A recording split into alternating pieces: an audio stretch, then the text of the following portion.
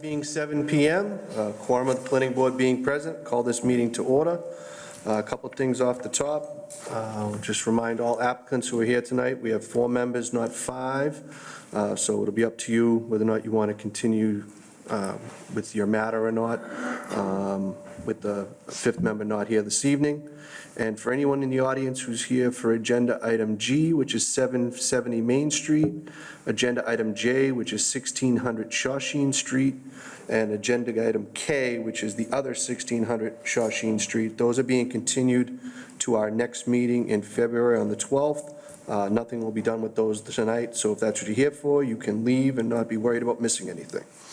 With that, we'll go to Agenda Item A, approval of minutes from November 27th, 2023. Mr. Chairman, I'd like to make a motion to approve the meeting minutes of November 27th, 2023. I have a motion made. Do I have a second? Second. Motion made and seconded. All those in favor signify by saying aye. Aye. All those opposed, motion carries unanimous. Moving on to Agenda Item B. Agenda Item B1, committee reports. Do any of the members have any committee reports they wish to make at this time? All set, Mr. Chairman, on my end. All set, Mr. Chairman. Seeing none, we'll move to Agenda Item B2, which is town planner's report. Ms. Lau? Thank you, Mr. Chairman.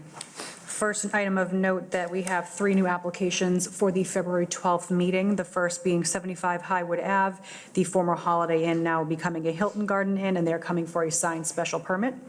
And then the other 2 items are 31 Fox Run Drive and 1414 Andover Street, both for family suite special permits. So those will be in addition to any continued hearings from this evening. Next item of note, I have scheduled a planner's office hours series with the dates at both the library and the senior center to take place on the last Tuesday and Thursday of January, February, March, and April. The goal of these office hours is to help educate residents on the planning process, how zoning works, and timely subjects such as MBTA communities in an informal and conversational setting. I know oftentimes the bigger meetings or public hearings can be a little intimidating for folks. So residents are encouraged to ask general and project-specific questions, and the specific dates and times are posted on the town website for those. Next item, on January 25th, so this Thursday, as well as Thursday, February 29th, we are hosting a winter market. The community market is going to be inside the senior center from 4 to 7 p.m. on both of those dates, and there'll be about 24 vendors at each of them. Last item of note, we have some business openings on the horizon. 2254 Main Street, the former Bluebird and Tewksbury House of Pizza. The pull-up is working towards final inspections and has obtained a common vic license from the select board, and their opening is anticipated over the next couple of weeks. Next item, 553 Main Street, the former Skybox. Brothers Sports Bar is also putting the final punch list together to get their final inspections, and they're also anticipated to open in the coming weeks. And finally, 836 Main Street, who was in front of this board, the former Marabella's Bakery. Berlundi Ready Italian Foods is another one working towards getting those final inspections done, and their final site plan approval has been filed. Thank you. Thank you. Moving on to Agenda Item B3, which is 937 North Street, special permit extension. Good evening, Mr. Chairman, board members, Robert Scarano. I am here tonight seeking an extension of the special permits for 927 and 937 North Street. As you may be aware, that was approved for a hotel special permit, site plan special permit, use special permit, and community village overlay special permit. The permits were extended the last time around for 2 years. The applicant and the owners have sought out a number of different proposals for the project, and there are several interested parties that are still continuing to negotiate for the purchase of the property. And therefore, we're seeking the extension of the special permits this evening. All right, Mr. Vitalia. I know we worked a lot of meetings on that hotel in the past. I know that, so I'd like to see it come to fruition if it does, and I have no problem extending your permit as requested. Thank you. Mr. Lozada? Thank you, Mr. Chairman.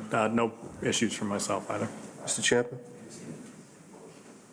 Nothing here, Mr. Chairman. All right, the chair's all set as well. So what's the pleasure of the board? We'll make a motion, Mr. Chairman, that we approve the permit extension at 937 North Street. All right, as motion requested. made. Do we have a second? Second. Motion made and seconded. All those in favor signify by saying aye. Aye. All opposed, motion carries unanimous. Thank you. Thank you very much. Moving on to agenda item B4, 181 Pine Street, approval not required.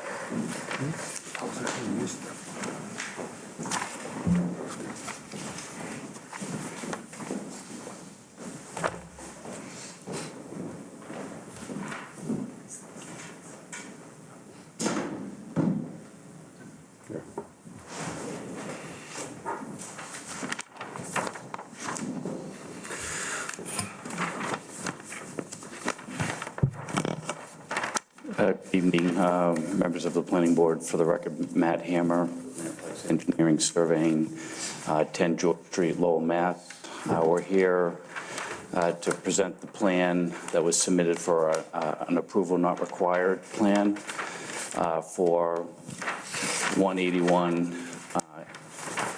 Pine Street, which right now is this existing parcel here, which is highlighted in yellow. We're proposing to modify that lot line to this lot line configuration here in order to give this lot a little bit more width than what was previously provided on a recorded plan of land that you may or may not remember was some years ago.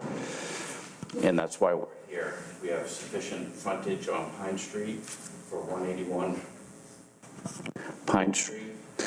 We have sufficient frontage here, 150 feet, to Whipple Road. We have the two required 120-foot diameter circles that are required on each lot. Each lot has the minimum 1 acre area for each of the lots. And this would be a plan that would just be gone through with an endorsement of a Mylar through the planning board. All right, Mr. Champa? Okay, so just make sure I understand this. Right now, we kind of come in at a 40-ish degree angle and cut across in a straight line. Now we're going to zigzag a little bit so we can fit the circle, and That's correct. basically, we're not going to have sort of a pinch point in the lot. We're just going to have a more consistent flow with the width of the lot. Yeah, to some degree. The reason why there were different subdivision standards prior to the new revision to the zoning bylaws, which we would call the Z factor. And because of the Z factor created that lot in its current configuration, and since the requirements had changed since the original way that the lots were subdivided, we're going to revise that to make more uniformity in each of the lots. Okay. I have no other questions, Mr. Chairman. Mr. Lazardi? Thank you, Mr. Chairman. Yeah, I have no other questions myself either. Okay. Mr. Fattalia? Thank you, Mr. Chairman. So you're just looking to adjust the lines so that we have two conforming lots, correct? That's correct. Okay, both with 150 foot of frontage? Yep. Right? And 1+ acre, right? So. Correct. So then just two lots, correct? There's two now, and there'll still be two. Right, okay. All set, Mr. Chairman, thank you. Chair's all set as well. What is the pleasure of the board? I'll make a motion, Mr. Chairman, that we endorse the 181 Pine Street approval not required submission. I have a motion made. Do I have a second? Second. Motion made and seconded. All those in favor signify by saying aye. Aye. All those opposed, motion carries unanimous. Thank you. Thank you. Moving on to agenda item C, 1992 Main Street, signed special permit. Do I have a motion to waive the public reading? So moved. Motion made. Do I have a second? Second. Motion made and seconded. All in favor signify by saying aye. Aye. All those opposed, motion carries. Do we have somebody here for 1992 Main Street? Good evening, Mr. Chairman and board members.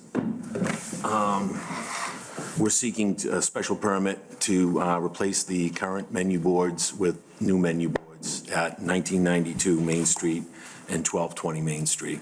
Before you go any farther, we need your name for the record. Steve Catalano and Jess Halloran. Okay. Was that it? Do you have anything else? No. All right, we'll start with Mr. Lazardi. Thank you, Mr. Chairman. Yeah, I like the look of the new menu boards. I'm kind of surprised that ultimately they fall within the requirements of needing a signed special permit for them. But, you know, I've seen similar menu boards at other drive-throughs and places in the past. It seems to be a, you know, good overall trend. Just out of my curiosity, hours of operation that you're going to have this lit up, do you have those defined yet? What's that? Do you know the hours of operation that you will have the menu? They're gas station locations, so 6 to 7. Okay. Yeah, that's all the questions I have. Mr. Champa? Thank you, Mr. Chairman. So I see here that the signs themselves don't fall exactly within our current sign standards, but I think we can see this is I don't think we really want to see a Dunkin' Donuts on 5 acres. That doesn't seem appropriate. And just, knowing and having been around town, we do have message boards on sites that are smaller than 5 acres, so, or I'm sorry, smaller than 10 acres. So this is not at all inconsistent with what we're doing elsewhere in the town. That being said, in terms of the size of the board, it's about 1, maybe 2 square feet over our regulation, which, I don't see that as being overly obtrusive. And I don't recall seeing any neighbor input one way or another about this. So that being said, I think it's consistent with the business. I think the locations are fine. They're off the street and the view is hidden from traffic, so I don't see them as being a distraction to our drivers on 38.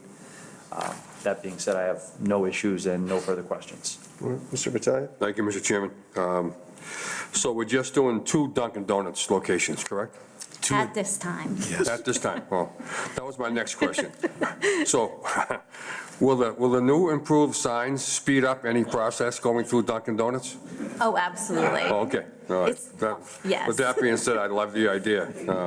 I'm a frequent member of the line at Dunkin' Donuts, especially down on Pike Street, but I have no problem approving the sign, the menu boards. It's an upgrade to the brand and so forth, so with that, I'm all set. Yeah, the chair has nothing to add, so open it up to the audience. Anyone in the audience with any questions, comments, or concerns on this? Seeing none, bring it back to the board. What is the pleasure of the board? Make a motion to close the public hearing. I have a motion made. Do I have a second? Second. Motion made and seconded. All in favor signify by saying aye. Aye. All those opposed, motion carried. All right, so we have, how many of these are there total? There are 5 waivers and 2 conditions, one that the sign won't be illuminated between 12 and 6 if it's not going to be operational, of the business that is, and that building permits and separate electrical permits are required, which is pretty standard. So we'll do the waivers first. Do we have a motion on the required waivers? Make a motion to approve the waivers as requested, Mr. Chairman. A motion made. Do I have a second? Second. Motion made and seconded. All those in favor signify by saying aye. Aye. Aye. All those opposed, motion carries unanimous. As to the signed special permit itself, do I have a motion? I'd like to make a motion to approve the signed special permit for 1992 Main Street. With the 2 conditions as just stated. All right, we have a motion made. Do I have a second? Second. Motion made and seconded. All those in favor signify by saying aye. Aye. All those opposed, motion carries unanimous. That'll bring us to agenda item D, 1220 Main Street, signed special permit. Do I have a motion to waive the public reading? So moved. Second. I have a motion made and seconded. All in favor signify by saying aye. Aye. Aye. All those opposed, motion carries. All right, so we're doing the same thing here? Yep. Yes. All right. You all set on this one as well? All set. All set. Zadi? I'm all set, yep. The chair is as well. We'll open up to the audience. Anyone in the audience with any questions, comments, or concerns on this one? Seeing none, bring it back to the board. What's the pleasure of the board? Make a motion, Mr. Chairman, we close the public hearing. A motion made, do I have a second? Second. Motion made and seconded. All those in favor signify by saying aye. Aye. All those opposed, motion carries. All right, same thing, we have the same waivers. Excuse me, there is one additional waiver for this one, because this sign is technically located in the town center district.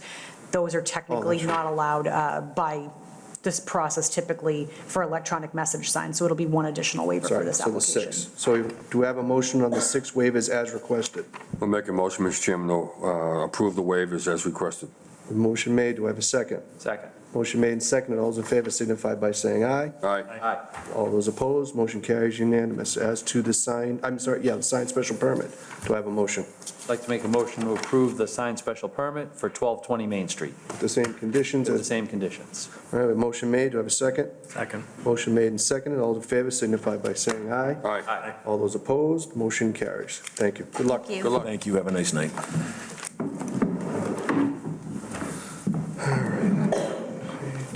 That brings us to agenda item E, 1625 Andover Street. This is continued from our 12/18 meeting.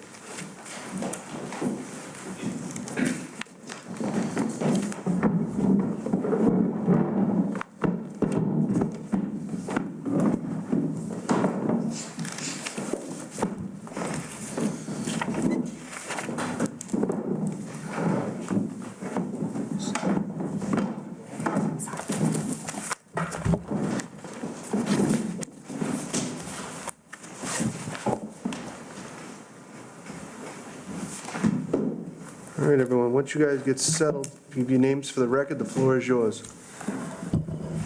Good evening, Mr. Chairman, members of the board. For the record, David Plunkett, representing the applicant in the matter before you here today, or tonight, I should say. At the table with me, Dean Graffio, representing the applicant or the operator of the proposed site. Caitlin Sampson, who will be dealing with the traffic review analysis. We have Matt Hammer from Landplex, who will go over the site plan relative to changes that have been made to the plan. And we also have Attorney James McMahon here, relative to issues that had come up in the past that he has addressed, I think satisfactorily to the town, but is going to make his presentation, answer any questions.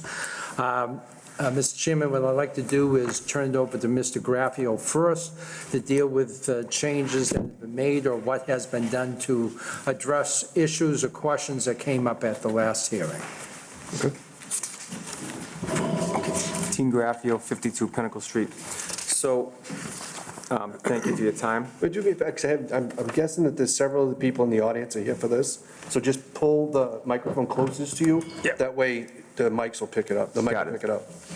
Dean Graffio, 52 Pinnacle Street. Thank you for your time, I appreciate it. After listening to the board in several community meetings, we want to address the questions, concerns, and feedback that we've gotten, and we made a list of modifications. So we start with, we open at 10 a.m. to avoid morning drop-off at the TLE. We're going to do a right turn only onto 133, sending traffic back towards 495. We'll have directional signage to help address that. We have parking lot attendants to help manage parking issues that might arise. A right turn only out of the back of the lot as well. Landscape screening on the right side of the property, and adding fake windows designs to the left end of the building. And with that, I'm going to turn it over to Caitlin Sampson, my business partner, and she can address all your. Awesome. I actually have a presentation to present. So my name is Caitlin Sampson. I am the Director of Retail for Gold Standard Consulting Services, and I have opened and operated 11 dispensaries in the state of Massachusetts, all within the recreational and medical market, as well as 2 cultivation facilities, and have turned into an advisory role with applicants and advisors for new operators within the state, so we can actually talk about legitimate numbers, actual sales trends, so on and so forth, with data that is aggregated in what's called the Cannabis Commission's open data reporting. So all of the information that I will provide you today is from the Massachusetts Cannabis Commission and is part of that portal. So it's legitimate numbers in the state of Massachusetts currently, right now, as we talk. Is that working? We're having a, there's a Technical. technical Technical issues. connection we're going to need to resolve. All righty. Hold, please.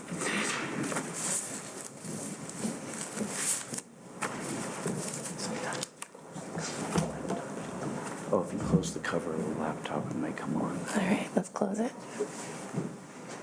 right. No? Let's try it again.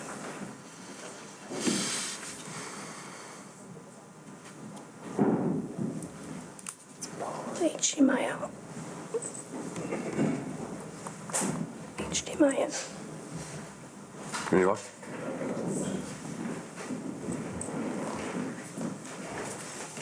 We try closing it.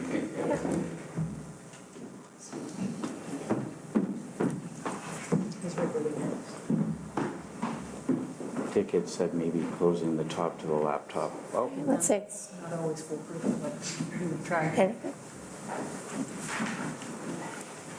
I did bring another HDMI cable with me in my back pockets. We want to change it up.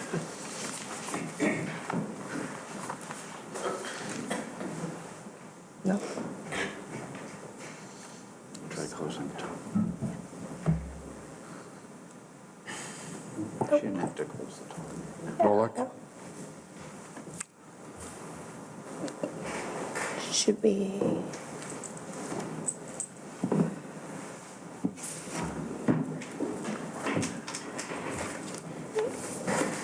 Is that an extender? An HDMI extender?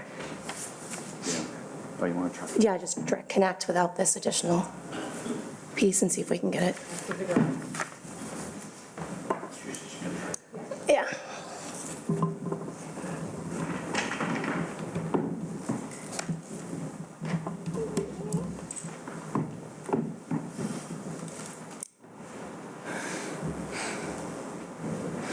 Is there a different input? No? There we go. Oh. Hooray. So like I said, I'm here to kind of discuss traffic. Hopefully it doesn't keep doing that. Maybe push the laptop forward so it's not towered this much. Maybe not. Yeah, it really works. All right, let me select anything now. Maybe it's just on Mondays. Maybe on Monday only.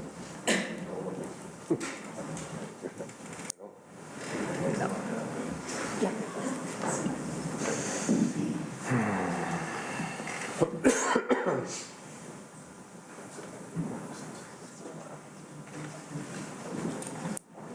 There it is. There it is.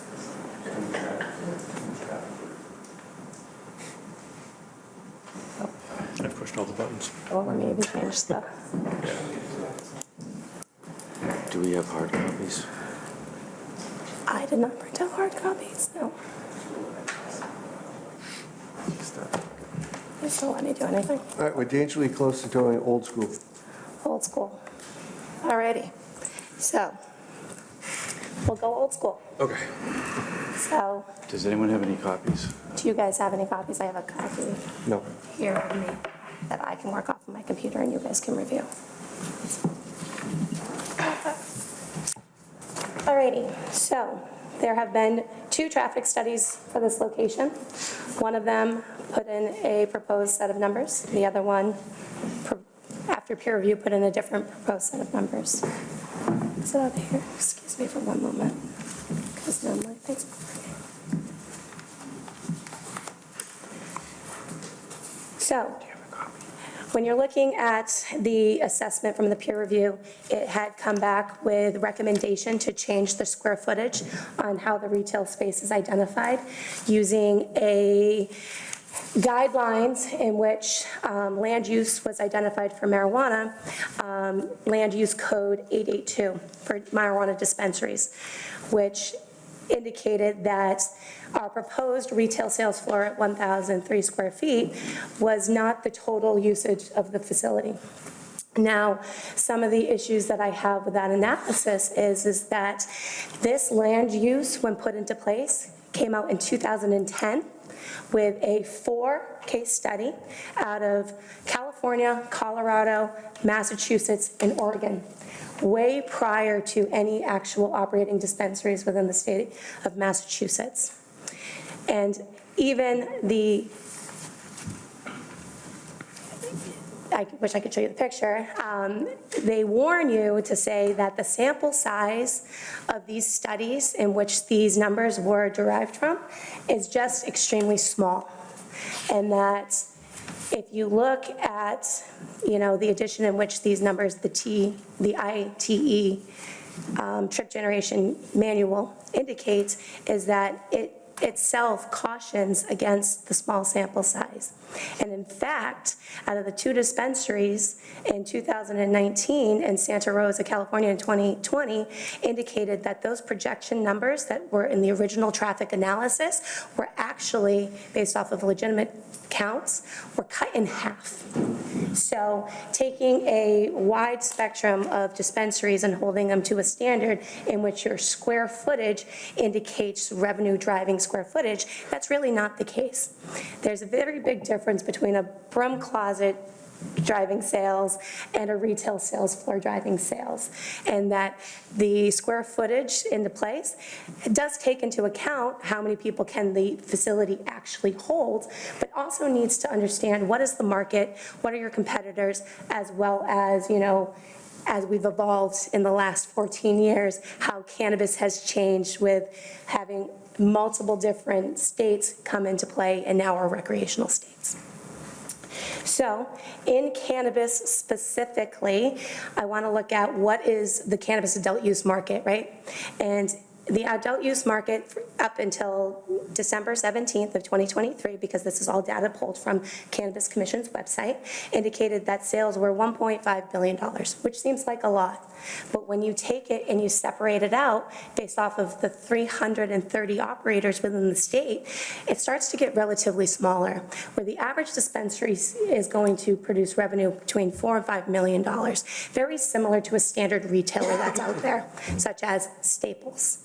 So if you look at the peak sales of 2023, which was in August, they had a 31-day operational selling days, so the amount of days that a cannabis dispensary can sell, with the approximate of 315 operating dispensaries during that time, with an average transaction value of $65. If you took the sales, you divided it by the number of retailers, you're going to see that there's $443,175 per location per month. Can I just hold you up for 1 second? I promise I'll let you keep doing Yeah. this if you want, but I just want to get a couple of clarifications that might help us. So we did a whole bunch of these already. What standard do we use in determining what square footage would be used to do the calculations for the traffic study? I would have to look at the other traffic studies. I don't know off the top of my head. Oh, you don't know if it was this one that is being recommended versus Off the something top of else? my head, I wouldn't be able to say that confidently. I'd have to go look. I have reviewed all of your planning board meetings up until this date. The one for Pure used this calculations. The one for Lazy River did not. Okay. And then just, if I'm fast forwarding here a little bit Yeah. ahead and ruining the punchline, if you use it the way you want to use it, Yep, and if you use it the way they're asking you to use it, Yep. how big of a difference is the ultimate traffic generation? I mean, it's very much more true to the original intended at the 1,030 square feet than it would be for it saying that, there's a huge delta between the two. So if you look at even your, Lazy River applicant who has 8,700 square feet, and you were to say this calculation, you're looking at our traffic study doubled because their location is double the size. No, And that's what I just mean not is legitimate. just you. So if using your calculation, the chip generation Yeah. is 50 cars, and using their version, which counts all of your square footage, is 100 cars. Let me pull it. So we're going to fall into play where our chip generation will fall within that 285 to 300 drive-bys per day, whereas their generations indicated that they're going to be, 974. And that's a considerable difference. Okay, so that makes it worth talking about. Yeah, of That's course. why I want to make sure that, Yeah. because people's eyes are going to start glassing over. Oh, right. With some of what was just going on. Yeah. There's a reason to try and make the differentiation between the two. We're not talking about a 20-car difference here. Right. in terms of We're what they talking an generate for a number. exorbitant difference Go ahead. in I'm sorry. traffic. Didn't mean No, to you're interrupt totally fine. I just want to let, you guys are new operators in cannabis. You may not have the full understanding of what the industry looks like, what sales generations, what revenue, all of those types of things. So if you were to really just focus down, and I'll skip all the different numbers, and in August, the average dispensary saw 220 customers a day. And even in November, which is tending to be on the higher side, we had 15 more operators come online. So the average dispensary is seeing 207 customers a day. And you take that and you separate it out based off of the hours of operation, you're looking at peaking out on some of these numbers with just 15 cars. That's it. That's the legitimate of the industry of where we are right now. And this location specifically will have 17 operating dispensaries within a 15-mile radius. That is an exorbitant amount of dispensaries pulling from the same pool of customer base. And you will be lucky if you can pull more if you're a solid operator. And in fact, our rule of thumb at Gold Standard is that you will pull 1% of your organic drive-by traffic. And if you look at Andover Street and Ratcliffe Road Rotary, based off of the 2022 counts, you're looking at 15,484 customers driving by a day, potential customers. If we capture 1% of that, which is an industry standard in which I advise clients to, you're looking at 155 customers driving by a day that you will naturally pull in just based off of the traffic. Then you pull in, because of your marketing strategy, specific promotions, you want to pull those consumers from other dispensaries, you're not going to pull in 700 more customers. It's just not feasible to identify that. And I do have analytics based off of 2 operating stores that are on routes that would pull similar traffic patterns. You'll see a 90-day sales trends over the last 60 days, as well as annual analytics. And a dispensary that sees 9,865 traffic per day, they're seeing about 75 to 110 customers per day on average over a 60-day spread.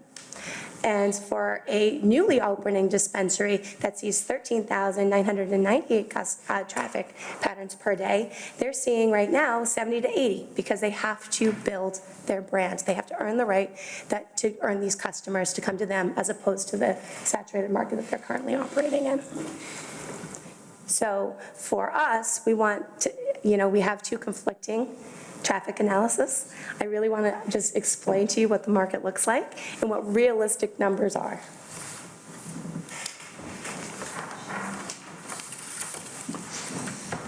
Do you have anything else for the traffic? I'm here to answer any other questions you may have. All right, you know what? Why don't we take the traffic separate, and we'll talk about that now. Mr. Battaglia? So what you're saying, in essence, so the public understands it, is reducing the amount of square footage for the proposed new site, right, is going to reduce the number of people coming in for the most part, correct? Not necessarily. I mean, we have a retail sales floor, right? And that retail sales floor is going to be 1,003 square feet, right? Yeah. That's a revenue generating square footage, right? Yeah. So when you're looking at that, the amount of people that can come in per day with the ease of coming in and all of those types of things, indicating on the second traffic study that we're going to see an additional 600 customers a day is just not valid. It's just not a good way of looking at it. And I just want to make sure that we know what that means when someone says they have a guideline and they want to use that guideline. And it is a guideline for a reason, right? They took numbers and they say, this is what it could be. But that's not realistic in what it is, which is today. I understand that. Thank you. I'll say, Mr. Chairman. Mr. Ciampa? Thank you, Mr. Chairman. I guess I'd go over to Alex for a minute, because I don't typically get this granular with the square footage of a location when it comes to a traffic study. But in other similar type, like if we have a restaurant, do we not count the kitchen and the storage areas? Do we only count the seating, the dining space? Unfortunately, I would have to give the same comment that I gave to the chairman, is that I haven't looked at other traffic studies recently, so I would not be able to speak confidently about that. I'd have to look at past projects and see what those look like. Because I'm very surface level familiar with how traffic studies are conducted, and that's just by proximity. I'm no expert by any means.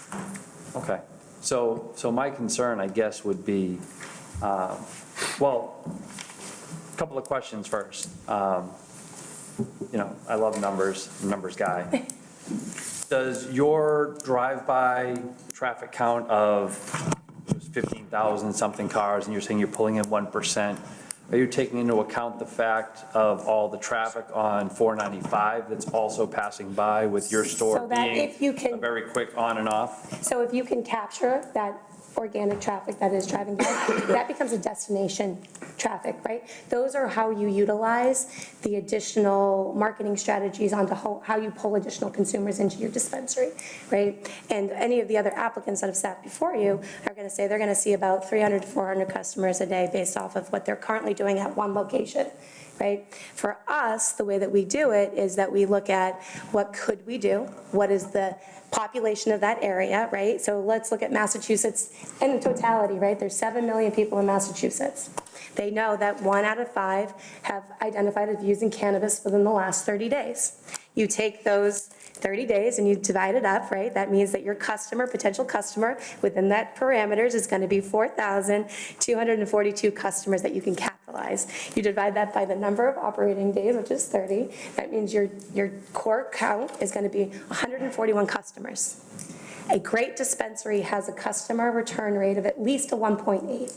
Which means that if you can capitalize a 1.8 customer return rate, you're going to see 254 customers a day. Mr. Chairman, just to answer your question, my name's James McMahon. I'm an attorney, not a traffic engineer, but I do work in regulated development. The ITE guidelines for different use types have different ways of calculating what does and doesn't count. The ITE guideline for cannabis says take the 4 corners of the building. That's where we get that 4,500 square foot mark. But as Caitlin brought up, we view it very differently, that bathrooms, break rooms, broom closets don't generate traffic. It's that 1,000 square feet of the shop floor that generates the traffic. Okay, so you're hitting both the questions.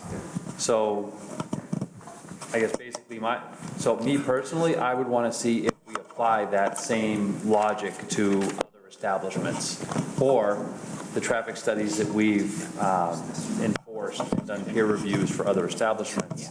Have we gone by the 4 corners, or have we only gone by the customer areas?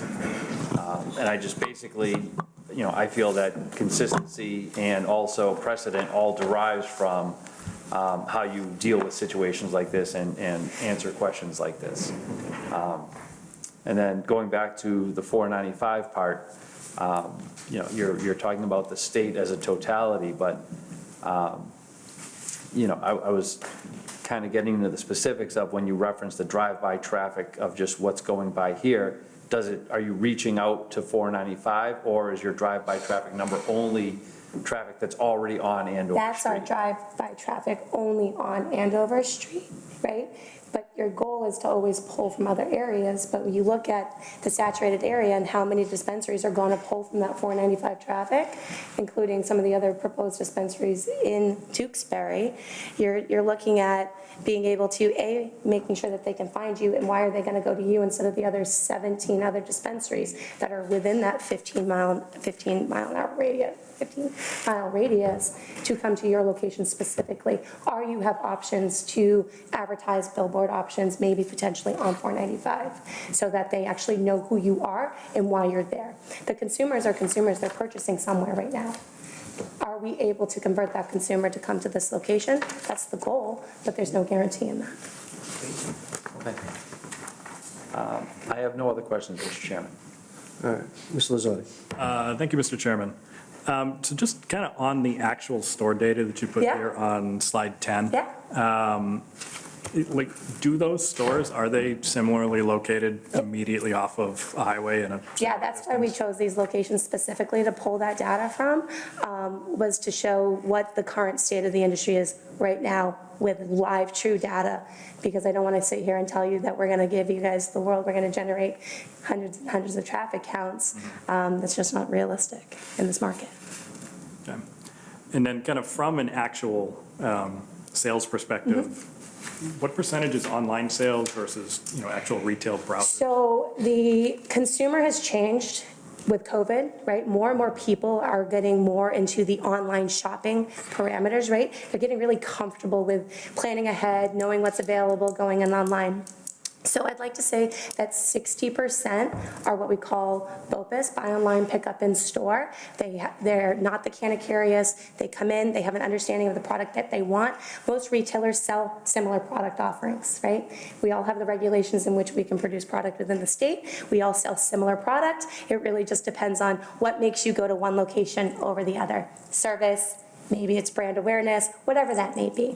So people come in then, you see what you like, you purchase, you come in, you pick up, you leave. But then there is that 40% of customers that do require a different type of experience. They have a lot of questions. They can spend time in the dispensary asking those questions and working with, management, budtenders, whatever it may be, on what to purchase, and that does take a little more time. So that's about 40% of the customers out there. Okay, so 60% are going through, phone app, kind of Yep. ordering online, picking up in store. Like, at least from my perspective, that makes it seem like, the actual retail space, a lot of your traffic is just going to be somebody coming home from work. They know they drive down 495, and, your location is very close to 495. Yep. Even compared to some of our other dispensaries in town, you may be the closest. So it seems likely to me that you get a higher amount of that traffic pickup just by virtue of the location. Potentially, some of the other applicants are vertically integrated grows, they have their own product lines, they have great products within the state. I know them all very, very well. I've purchased them from many other locations that I work with. So, it just depends on the type of vendors we bring into the dispensary and how it differs. And then just overall industry, is the market growing faster than stores are opening, or is it kind of some sort of parity? There's a little chaos in the cannabis industry right now, right? There's a lot of operators. There's a lot of operators that made big commitments off of, gone are the days where you open a dispensary and you see it on, first thing on the news is that there's lines down the street. That doesn't happen anymore. And that's pretty standard across the industry, right? You open up, most dispensaries have a soft opening. You start to trickle in. People start to say, hey, did you hear, did you know that there's a new place? You no longer have to drive, X amount to get the exact same thing. So I'd love to give definitive answers, but unfortunately can't. All I can do is what I've seen in the industry. I've been an operator in the state since 2019. I've worked with multiple different operators from an advisory capacity as well as opening and operating my own dispensaries. So these are just legitimate hard numbers of what's out there. All right, I think that's all my questions on traffic. Okay, all right, so I just kind of mentioned, since it's allowed to kind of cross the table, that unfortunately, we don't have our peer reviewer here, because it would probably have been helpful if they were, to sort of try to understand their reasoning for this. But beyond that, I guess part of my thing, and what I think we have to figure out is, if we've done several of these, the inconsistency of which numbers we're using or not, I need an explanation as to why we've done that. I don't know why. That would help, in terms of if we did it in one, but we didn't do it in another, why? I mean, if we didn't do the peer review, then that's because we didn't get an answer. We didn't ask for one, because we did about 220 of these on Shawshene Street at one point. Right. So we stopped asking for them because we weren't going to get new traffic numbers. It was the same thing. So that may be part of the answer as to some of the inconsistencies. We didn't ask for 10 of them. We also didn't start using this peer review process until relatively recently, and I don't know if there was a lag between those two things. I have no idea. Ms. Lowry, you don't know the dates, do you? Did we start off without this peer reviewer, and then when we started doing the marijuana reviews, or did we have this the whole time?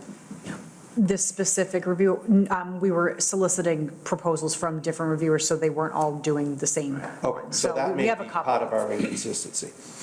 Regardless of that, I mean, I have no problem with trying to take reality into, account. But typically when we do traffic, it's the other way around. They tell us that the numbers are the numbers, and when we try to say, but that's not really what we see when we're out on the road, they say, well, those are the numbers.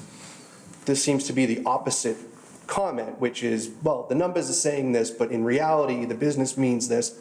Fine, I have no problem with that. Ultimately, the bottom line is, you're sort of arguing 2 points here, which is, kind of, well, we won't be that busy, but we want to be really busy. So that's a little bit of a dangerous argument to make, in that I want to picture this where you're successful. Yeah. And then how do we make sure that we've accounted for your success, not a middling number? And that's what I want to hear So, when I get the explanation Let me just is, clarify, like if the you were as original. busy as you might hope to be, as opposed to what the average, and the, because as Ms. Lazardi pointed out, your placement, and one of the reasons why we went ahead, not me personally, but the town, I believe, the reason for zoning this there, recently, because it was not one of the original spots, is the idea that this is a good spot for this, and one of those good reasons, I suspect, is 495. Not only because it's 495, but a lot of our neighbors, including the town that should not be named, feel that they're above this kind of thing. I suspect they're coming here, though, and they're gonna spend their money here, and then they can go back to the town that shall not be named, and the others going in that direction who don't do this. That's a good thing as far as I'm concerned. They can come just this far into Tewksbury, spend their money, leave. Fine with that, no problem. Get back on 495, go back down 133. Fine with me, we'll take the money. Perfect. Just explain to me, when that happens, how this site works, how it doesn't hurt the neighbor, whoever that is, whether it's a, preschool, a bank, whatever might be there, how this works, if you are busy, if you are successful, which we hope you to be, you hope to be. Just explain that. We'll get to figuring out the exact number problem when we talk to the, consultant and figure out which numbers we want to use and how much we want to account for floor space versus your whole building or whatever that might be. It looks like at a different point, because I don't think we're going to solve that this evening. But I think the most important thing, what we need to hear, and what I suspect several of the people in the audience just want to hear, is how does it operate? Yep. Busy. You know what I mean? And I think, everybody in here, I suspect too, is envisioning Lowell. That's a very busy building, busy business. They're in, they're out. I don't know, I don't live in Lowell, so I don't have their numbers. I've seen it. I've been there. I know what it looks like. I know how fast people are in, out, but I also see that they're coming out on a 38. It makes a difference. How do you account for it for our version on 133? I think that's the simplest thing to discuss for the rest of this discussion anyways. Absolutely. So, we as an operation, the parking lot is the first touch point that we identify in a retail space, right? It's your first opportunity to lose a customer. So fluidity is very important when it comes to pulling into a dispensary, exiting a dispensary, crowd management, parking lot attendance, ensuring that people know where to go, especially for first-time people in to that dispensary. That is a commitment that we have made to make sure that not only will our security be monitoring the parking lot every hour, operating hour that we are open, that they're also out there during our busy peak season, directing traffic and ensuring that all of our safety measures are put into place.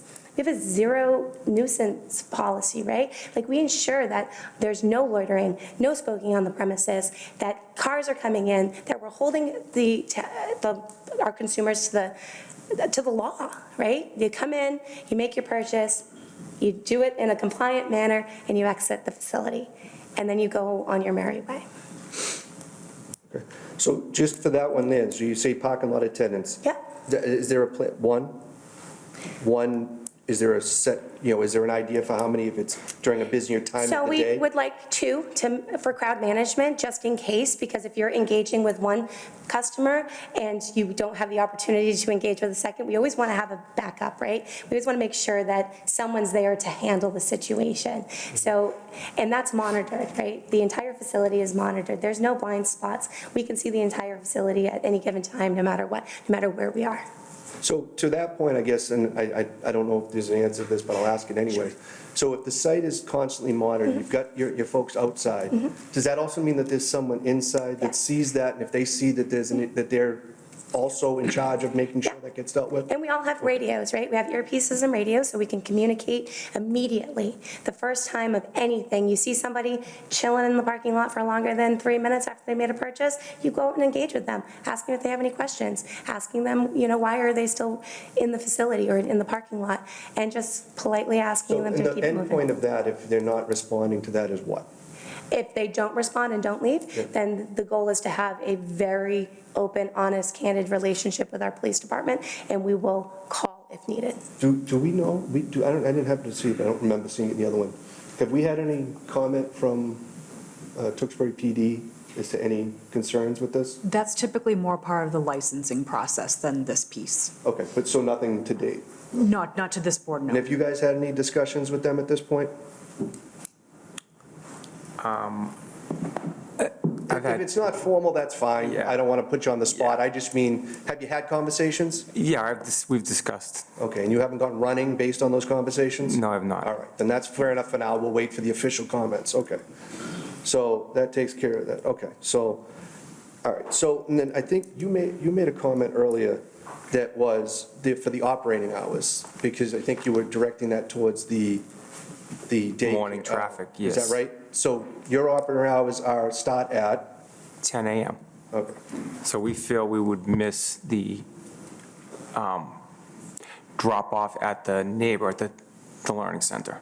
Because morning drop-offs would be So would I be previous to correct that. in saying that the more pressing concern then would be more the afternoon rush time, which I suspect would be yours Yep, and theirs? So correct. Tell me So- about what your plan is for that. So our peak time will most likely fall within 4 to 6. Yep.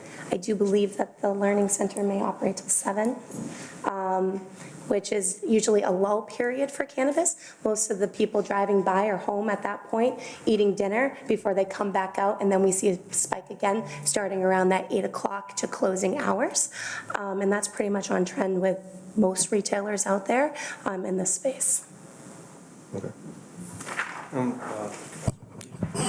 One thing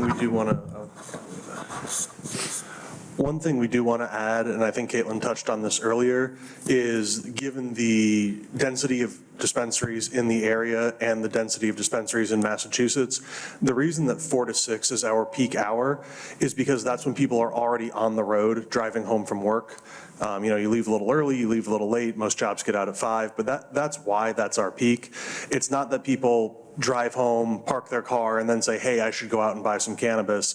It's another errand they stop at, the same way they stop at the grocery store, the dry cleaner, a liquor store, something like that on their drive home. So our peaks mirror the traffic patterns of the road, and that's why we feel that drive-by number, that 1% of drive-by traffic, is an accurate reflection, because we're not really generating new traffic entering the road because of this use.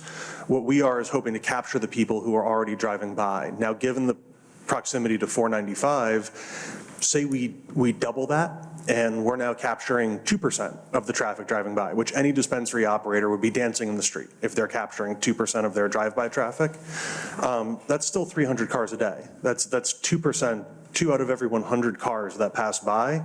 That's an extremely small amount of the traffic that's already on Andover Street driving past each day. So there's a reason, located on a major arterial next to 495, has good traffic flow already. That's a great reason for locating there, but it also means that we are not on, a tertiary road that could be overwhelmed by this traffic. The road has the capacity to handle it. Okay. So, I mean, I think that kind of comment is sort of something that I want to be able to, again, we didn't get to see the presentation, I don't know if that really affected or not, but, when you're talking about, he just doubled the number that he was working off of and said that's what it's going to mean. Well, that's something that makes it easier for us to understand. When you say, okay, if we're doing really, really well, we're going to be at this number. That's going to generate this. It's 200, it's 3, whatever it is. That's the number. That's how we've accounted for. We can account for that. We can handle that. We can operate with that without affecting anyone. That's what you need to be able to tell us, rather than, well, we only think we'll do, that's not what you want. You know what I mean? Like, that's the kind of thing I'm talking about. He just doubled the number and said, this number of cars. Now tell me how that works. That's what I'm talking about when I say, if you can explain that to me, then I'm more apt to want to look at reality versus stale numbers on a piece of paper. But that, you have to do that, you know what I mean? Yeah. Like, for example, as you just pointed out, the town has already zoned 2 of these. One of them's in the middle of Main Street, and the other one is just off of Dascom on Shawsheen. Am I correct? Just to confirm.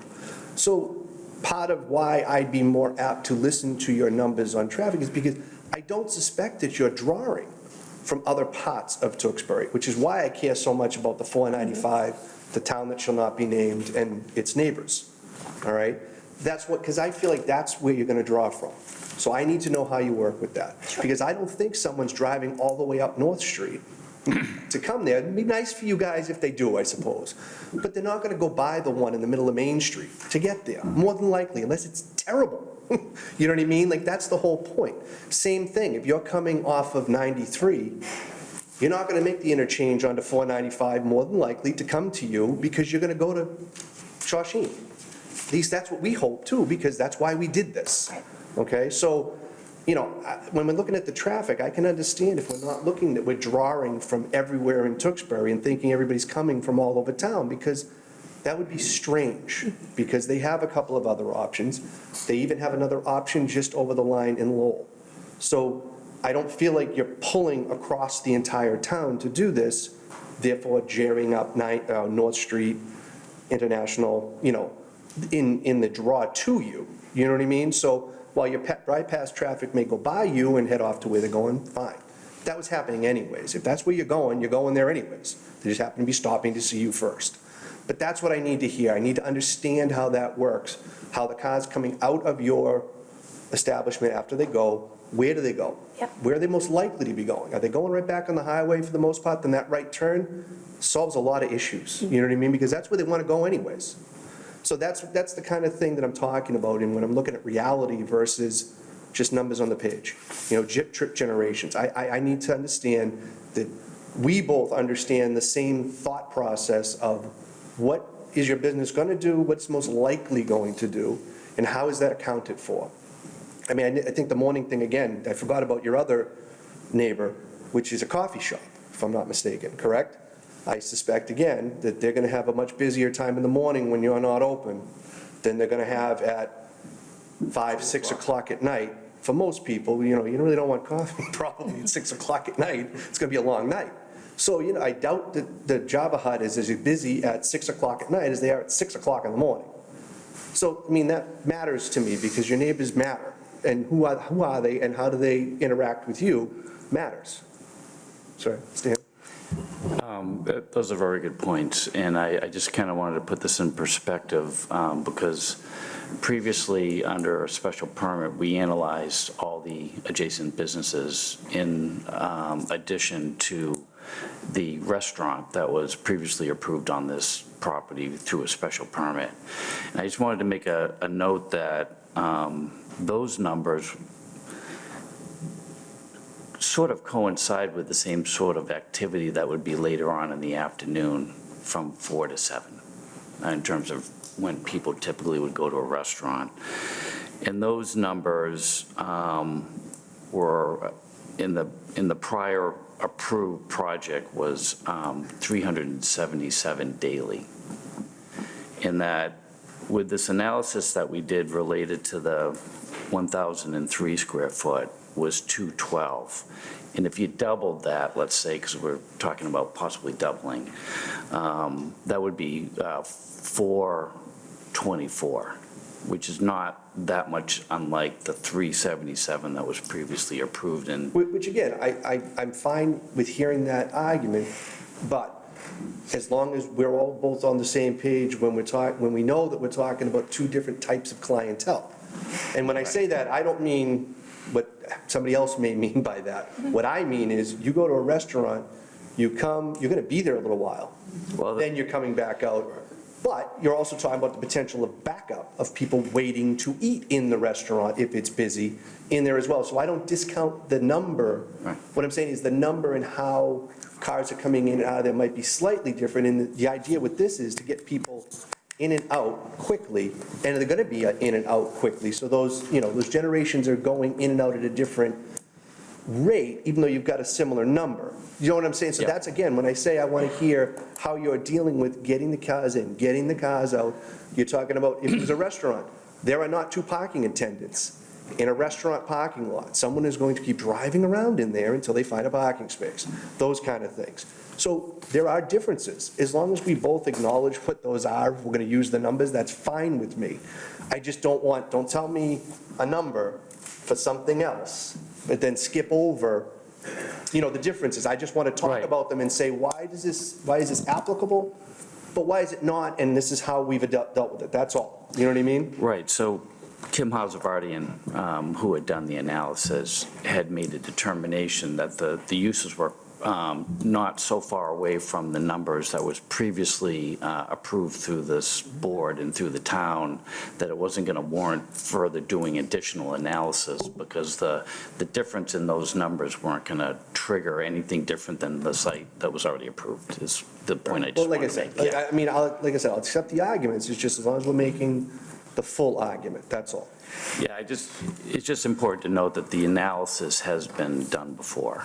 That's all I wanted to make note of, and the numbers are generally coinciding with those Right, numbers. but at the same time, we're being asked to not use the number that we're being told to use, and the reason we're being asked to do that is to take into account reality, or at least the reality that's being presented. Right. So that's what I'm saying, if you That's give me a where number. actually, that's when you look at the actual reality of these facilities, it's below what was previously Which is approved. fine, Right. that's what I'm saying, but what I'm saying is, when it's not an apples to apples, as long as we agree that it's not apple to apples, and decide how the fruit bowl mixes, that's fine. Just, you know what I mean, like, I have to accept that you're giving me some numbers, and then you're trying to give me an explanation. So it's the same thing, if you're gonna use the old numbers, we also have to explain that it's not a restaurant, it's a different use. If they were the same, then the evaluation would have been exactly the same, correct? Oh, absolutely. Okay. Ms. Johnson, just one thing. So you were asking earlier, how would we handle that increased traffic flow? So just doing some quick back-of-the-envelope calculations. So say we take that 2% number, Dean is the greatest operator on the planet, and people are pulling off 495 in droves to come here. We're getting that 300 cars a day. There's a 10-hour sales window, 10 a.m. to 8 p.m., so that drops us to 30 customers an hour. If you have 6 bud tenders on shift, which we think is a good number, that means each bud tender is seeing 5 customers per hour. Sorry. Just please, because I'm obviously a child. Yeah. Just say, I don't know, salesperson. Counter staff? Because if you keep doing that, I'm Yeah. not going to keep a straight face. So each sales rep is seeing 5 customers an hour. That's 12-minute buffer per customer. So the average sales transaction time in the industry is 4 minutes. So that's 4 minutes to come into the store, 4 minutes to make your transaction, 4 minutes to leave. That's a nice sedate pace.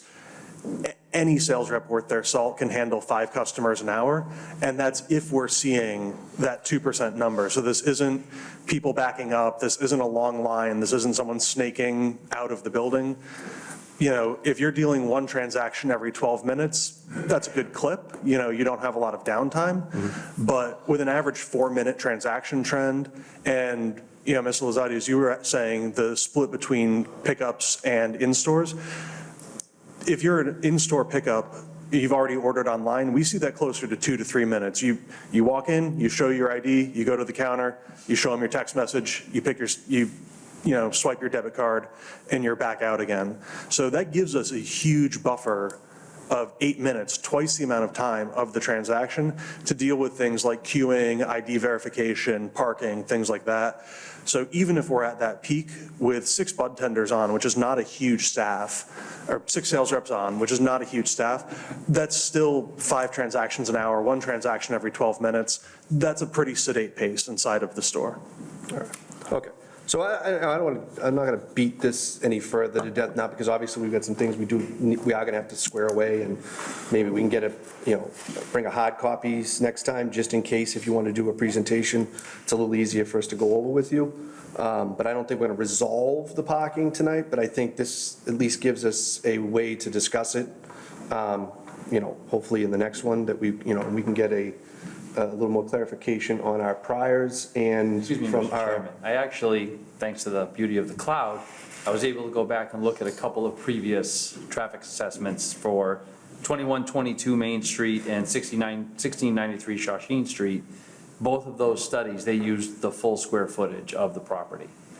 Okay. Just as a point of reference, that does not mean that we're just going to ignore all of the discussion about reality, which, I like the real numbers. I like working with the real numbers. And as you prefaced your initial argument, this isn't the first one that opened in Brookline with, a mile of people going down, waiting to get into the store. So, as long as we have the ability to reference your sources and research it ourselves to confirm, I'm perfectly happy myself working with that data. What I suppose suggest as well, because, obviously, the peer reviewer is giving you their evaluation of what was submitted before.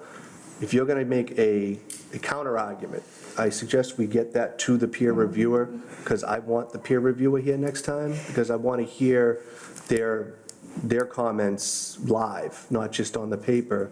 If you're saying X, I want to see that they say, okay, yep, no, I understand what they're saying when they say X.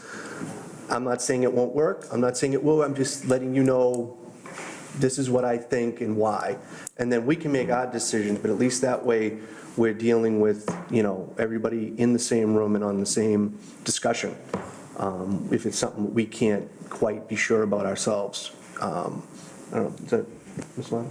Yeah, to confirm just the order of operations with this, so you're looking for a written response from the applicant to the peer reviewer's comments, and then ideally at the following meeting, have both the peer reviewer present and the applicant present to discuss the response and. I think so, yeah, because again, if you're going to make a kind of a counter argument, that's fine. And, we take the peer reviewer's comments, but ultimately it's still up to us. But I want to hear their responses to your alternative thoughts and why, and see if they're, kind of on board with the same kind of comments. I understand that they're telling us, use this number, that's why I did it. I just want them to hear the alternate argument and have them here so that we can ask them any questions. I think that might solve some of it, for us, if we're gonna, again, if we're gonna do something modified versus, just simply take their number and say, deal with it. You know what I mean? Because, I'm not sure if that makes sense. I'm not sure if anybody up here is gonna, do that, but we have to understand why, both from your side and their side. All right? Does that make sense, everybody? Yes? All right. Do you have anything beyond parking that you wish to discuss? Mr. Chairman, just relative to the peer review, ask Caitlin and Attorney McMahon, the issue relative to the suggestion that there be a full-blown new analysis, which could take an extended time period, that we'd ask the board to be cognizant of the time element involved here, and I think that we have I would say, sufficient. make the same comment you were making, or tried to make to us tonight on your, I'm not asking for a whole full-blown new thing. All I'm saying is, you want to comment back. Typically, we comment back and you just, it's in red, it's in blue, and it keeps going along. I'm talking about the same idea. I'm just saying, you're going to say, well, I don't necessarily agree with your number. Whether we're going to stick with it or not is not your issue right now. What your issue, or what you want to deal with is, this is how I'm viewing it, and what I think is a more accurate number for cars and for traffic and whatnot. And this is what I've presented to the board, so that they can at least have an ability to comment on it and say they're out of their minds, or, no, I understand what they're saying. I just simply went with 882 because 882 is the standard. You know what I mean? Did I get the number right? And you utilize real numbers, but not go back out and Right, that's what I'm generate 2 saying, months because otherwise later you're going to go back and do what you did before. That's Yeah. not the point. You know what I mean? Okay. The point is, Just wondered. you want to argue a different reality. Yes. Argument, fine. Make that argument, pass it on, let the peer reviewer go through that, so that they're able to answer any questions we might have to say, are these numbers, if we take these numbers as accurate, do they make sense? And, what does that mean? That's kind of what I'm looking for. I don't need, because we're already done with the numbers. You can keep showing me numbers on a piece of paper forever, but that's just, that's not accounting for the reality we're trying to discuss here. So that's the conversation you're having now, as far as I'm concerned. Is that accurate for everyone? Yeah. Okay. And the square footage is really not an argument that we want to see made, because we made everybody else do full square footage. So focus on the reality numbers, that's where your strength is, and let's get that to our peer review analyst, and hopefully the two of you will be able to see the same results. I mean, really, it ultimately comes down to, he's got a square footage to get you to 900 cars. You're trying to explain why it's not 900 cars. Right. Is that simple enough? Yeah. Okay, all right. Also, just one quick thing. You mentioned you were going to have 6 sales reps. Is that correct? Is that an actual number? That's what we're projecting. On our architectural plan, we show 6 counter spaces. There's ability, because it's a long counter there, to add more if there is high demand. We have that ability to float it. You also have the ability to add POSs on iPads. So we're very flexible in store with how many reps we can have, depending on what we're seeing as traffic flow. Rule of thumb for us in the industry is, given that 4-minute dwell time, you never want to have more than an 8-minute buffer. So we can float staff to make sure we meet that if we do see increased demand. So just kind of some back of the envelope math. If you have 6 reps, 4 a minute, you're going to get 15 an hour. 120-ish in an 8-hour shift. Like, that puts us up to kind of 720 total, transactions, trips, in an 8-hour shift. You're open longer than 8 hours. So it almost sounds like you're staffing for the larger traffic estimate versus the proposed traffic estimate. So that was a worst-case scenario. Responding to Mr. Johnson's question of how would you handle it if you do capture all of that traffic, we have the flexibility to do so. There's obviously business concerns. Payroll is your number one cost. So we don't want to overstaff if needed, but we do have the space within the store and the capacity to do so if we find that we are getting more traffic. And then that's sort of a feedback loop. If you are getting that higher traffic, that means you then have more revenue coming in, which means you can afford the larger payroll. But Dean's a businessman successful with running his stores. You're not going to have 6 people on staff if those people are seeing a customer every hour or every 2 hours. So it's all going to be based off of what is the actual traffic flow for the store. That's kind of why the 6 stood out to me, because you're going to try to staff, as minimum as possible to, meet the requirement comfortably. And if that plan is 6, that's. Just we want to extend out to those 6 registers, but there are operational tasks that a cannabis dispensary has to do for compliance purposes that requires man hours. And so we want the flexibility to be able to expand out to 6 at its peak, but realistically, how many times, I'm not going to have 6 people standing there waiting for customers to come into the door. They're going to be doing operational tasks such as manning the parking lot, checking in IDs, so on and so forth, doing inventory counts and all of those types of receiving inventory, customer outreach, all of those types of things. So Is that the clerks that do that? yeah, Or I is mean, that kind of separate roles? So there's 2 roles. There's a security role and then there's a retail role. So the security role dedicated to security, they check people in, they do in-store security. Those will be the lot attendants. That's one role. The other role is that retail role, which would include managers and assistant managers who typically during slow times would be doing things, processing payroll, creating schedules, doing inventory reconciliations, running reports. If the store gets slammed, if we're during a peak hour, everyone is cross-trained so that they can hop on a register if need be. Thanks. All right, did you have any other topic you wanted to discuss other than traffic? Yes, I think we're done with the traffic. What I'd like to do is just ask Attorney McMahon, one of the, as was stated earlier in the presentation, Mr. Chairman, this is a site that was chosen by the town to be a potential site for the proposed retail development that's before the board. And one of the issues that came up in terms of relative to the rules and regulations of the site under the bylaw was a 500-foot distance from a nearest school. And I think we've addressed that to the satisfaction of the town.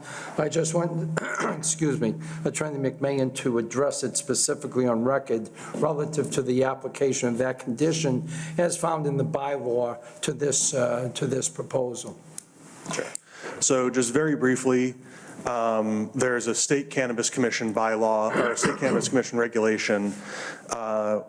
935 CMR 500.103, which states a marijuana establishment entrance may not be closer than 500 feet from the newest school entrance unless the town adopts an ordinance or bylaw that reduces it.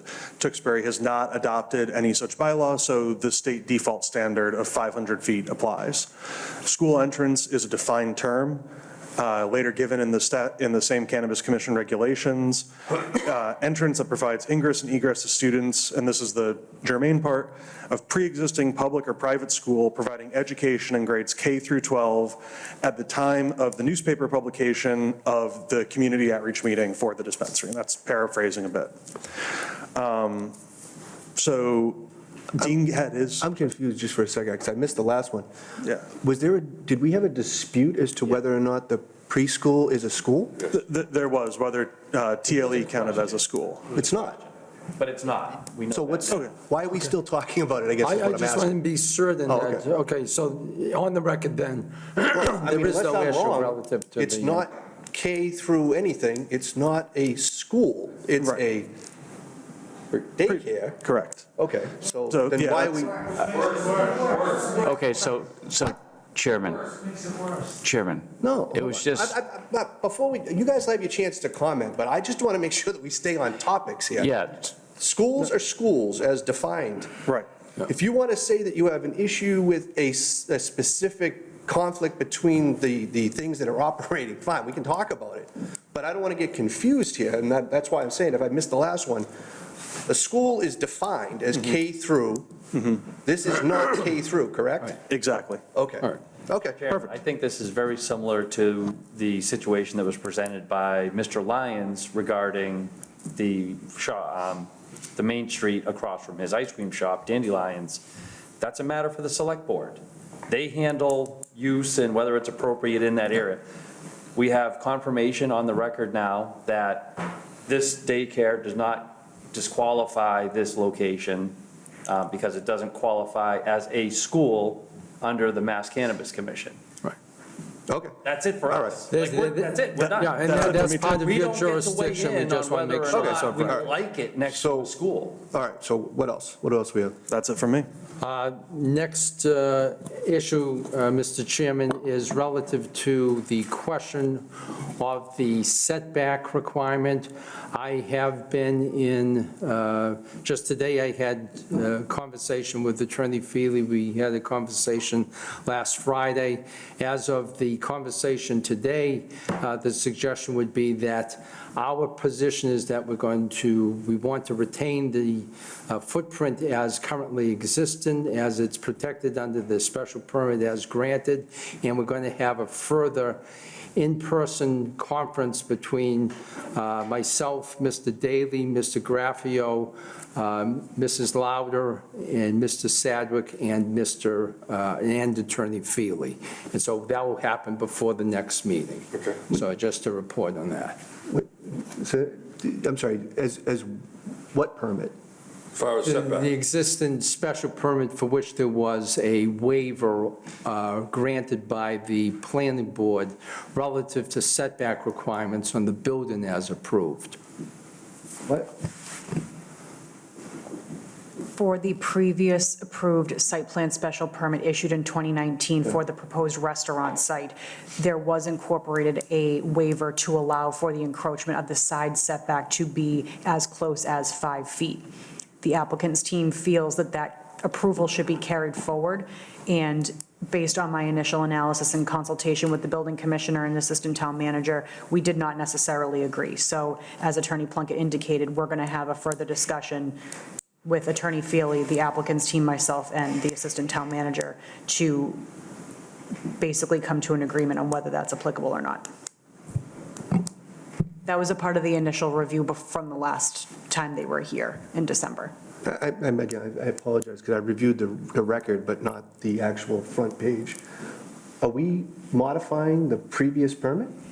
No, so per the select board regulations, all license applications and applicants are required to receive site plan approval from this board before advancing toward an eventual license, which we saw with all of the applicants in the spring. And what site plan review says in our current bylaw under section 3.6 is that a site plan review must comply with all applicable tenets of the bylaw. And we have a difference of opinion currently of whether the building setbacks from the previous approval may be carried forward as a previously existing non-conforming protection, or whether today's standard must be applied. So we have a difference of opinion of applicability, and as Attorney Plunkett indicated, we're going to be discussing that All right, so forthcoming. you're talking about a grandfathering. Yes. Okay. Yeah, all right, fine. So you're going to have to solve that Right. and- elsewhere. Yeah. But and My we've had other very- question is, do you have an alternative if you can't get the grandfathering? If we can't get the grandfathering, there would be an alternative, but from our position, there's no need to discuss that if I we guess what are I meant was, grandfathered. is the There's a alternative solution. drastically different than what we have today before us? So I can answer that, Mr. Johnson. So what we would do is essentially reduce the size of the building to meet that 15-foot setback from the side setback. Okay. So it would be a Ballpark the square footage difference. It would be approximately 1,000 square feet less, I believe. So there'll be a reduction in the previously approved site plan that was done when we had the restaurant. It would be a reduction in impervious space. So obviously not what you want, that's fine. But considering our previous discussion on square footage and traffic and all that, you may want to factor in to your discussion to speed that process along in the event that you go with the reduced footprint. That's changing your square footage to X, which is bringing that ballpark number of 9, whatever it was, down. Just, again, you get it out of the way once, you know what I mean? So that we're not sending you back. If you come back here and you say, you know what, we are going to have to change the footprint. Now we start that whole process over again of discussing the numbers. You know what I mean? You might as well just get it out of the way. I'm not saying you're beholden to it, but do it in one swipe, you know what I mean? It just makes more sense to me. And just briefly, if we do end up coming to that worst-case scenario from our point of view and having to reduce the size of the building, that doesn't affect us operationally. What we could do is reduce the size of the back-of-house areas, the break rooms, the offices, the That's vault. my point, but Yeah. your total square footage. Right. Which is one of the numbers that's giving you a problem under 882, is 4,000, whatever, what is it? 4,000 what? What's your Yeah, square so footage? the only problem that number posed was the traffic engineer that we had retained even said that with that aggregate number at the 4,500 square feet still didn't trigger doing an additional analysis. No, my point, But- what I'm saying is if you're at 40, what is it, 4,500? What's your square Correct. footage right now? Correct, 4,500, yeah. And you lose 1,000 square feet, you're down to 35, that's my point, is how you configure it. Right. For that analysis doesn't matter, because they're taking your whole footprint. So when you make your argument, what you're saying is you might not change your sales floor, so your argument doesn't really change, other than to say, you're bringing your 900 number now down that you're trying to argue against. That's my only point. The problem, 100%. I just didn't want to create an inference that the dispensary would become cramped or crowded or anything like No, that. we're talking about two different operationally. things. Because if we had that issue, then we would have had that issue at 4,500. Right, yeah. You know what I mean? That's not, because that's the number you were working with, that's fine. the problem that arose is when the numbers were reviewed by the sub-consultant traffic engineer, there was a recommendation to do a traffic study out at the intersection, out on Andover Street, which was going to be a very detailed study. But it wasn't necessarily warranted even at the 4,500 square foot numbers. That's where the problem arose. So, Because even our traffic, right, but we've moved on to talking about the possibility of having to reduce your footprint. So if you have that argument, Right. it doesn't change going down to Yeah. a smaller footprint, right? You're still saying you don't think it would be triggered? correct. Okay, so you're arguing extra is what I'm saying. We're already there. Like, you're already making that argument. It's just going to be, I suspect, an easier argument to make it 3,500 square feet than it was at 45, right? I agreed. All right. All right, Bottom so, line, Mr. Chairman, before the next meeting, we'll have a all result. right, Good. excellent. So, we definitely have some stuff outstanding that we're going to want to talk about, so.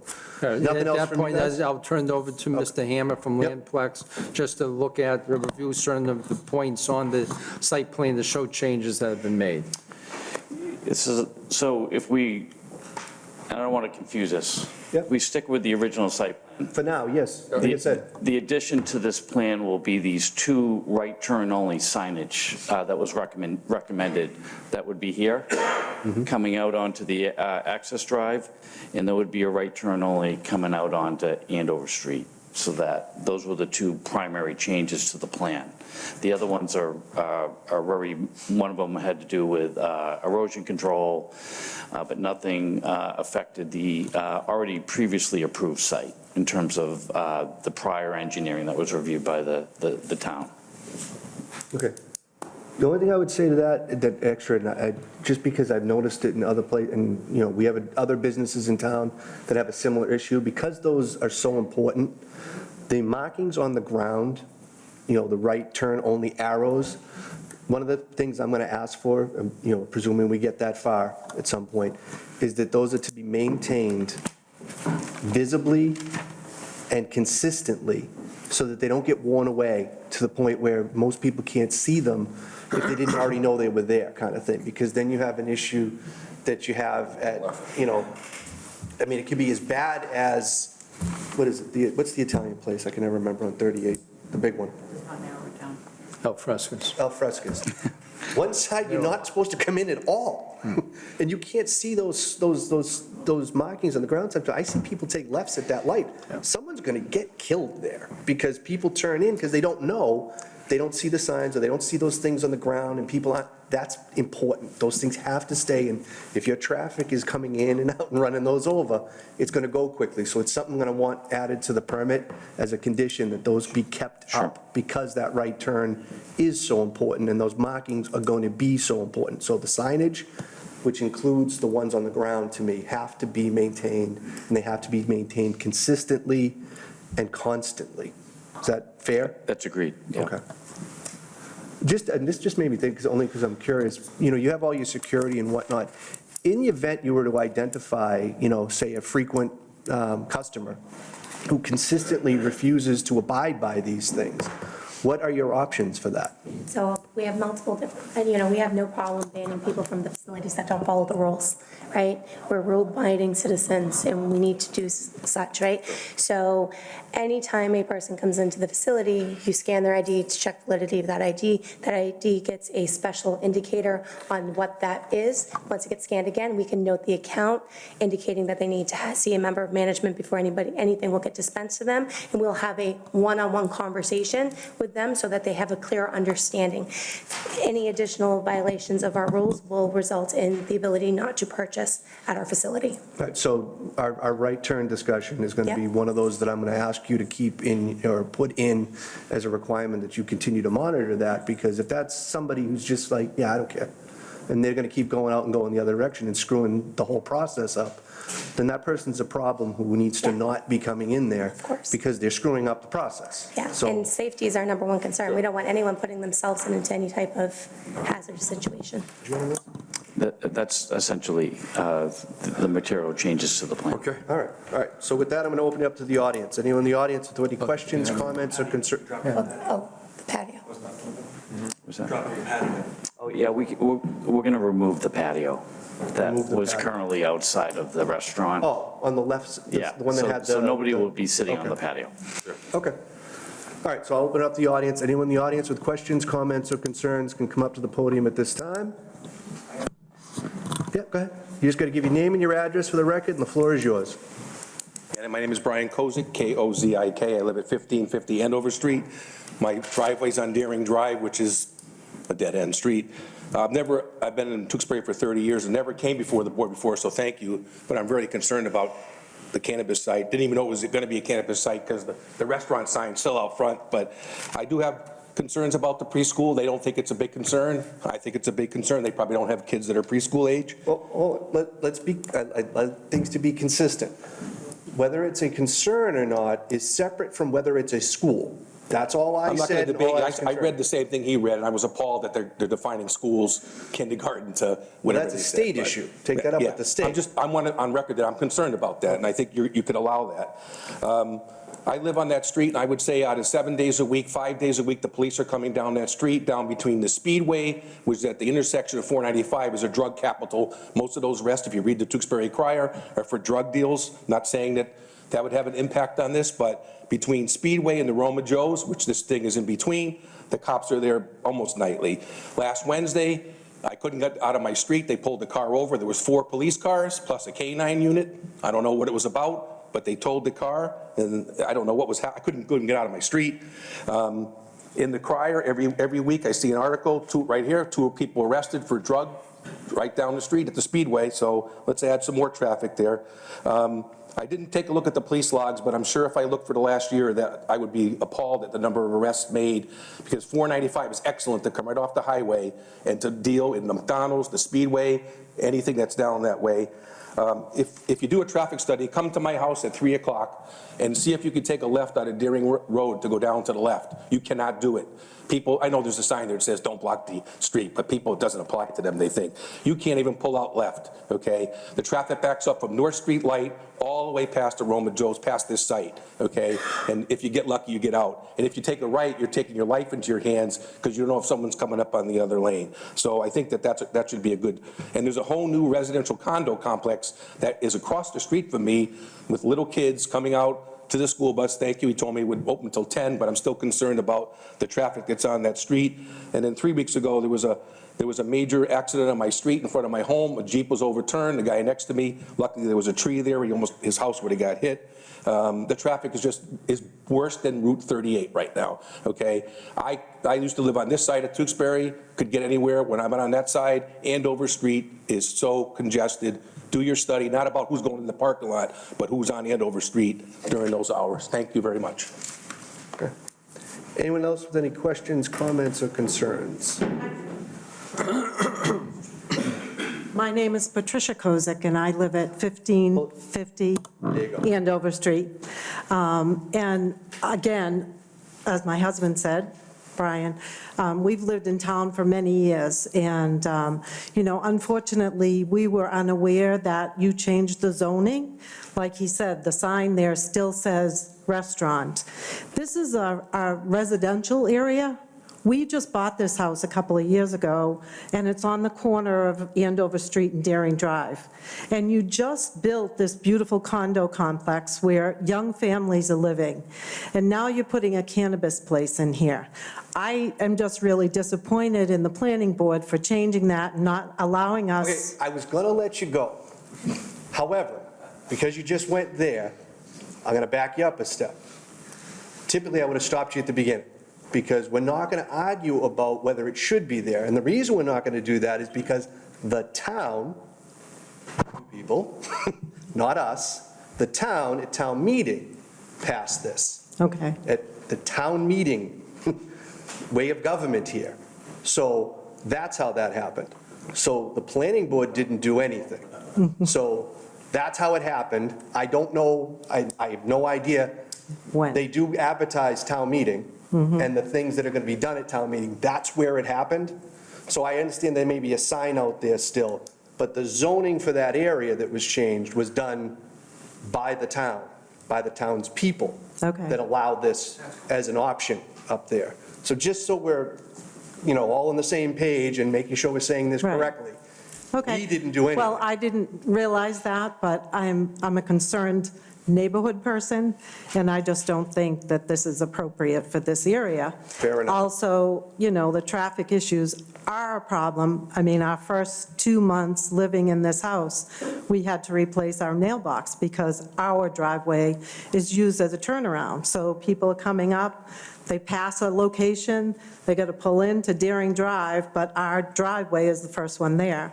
So, I mean, we've in turn done a lot of our own, rectifying with reflectors and signs and things like that. So I think it really needs to be looked at when it comes to the location in the neighborhood and the young kids getting on and off the buses and things like that.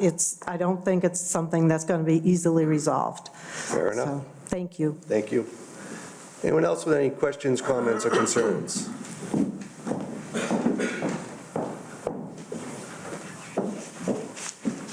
Hi, my name is Shannon Doherty. I am representing the Learning Experience.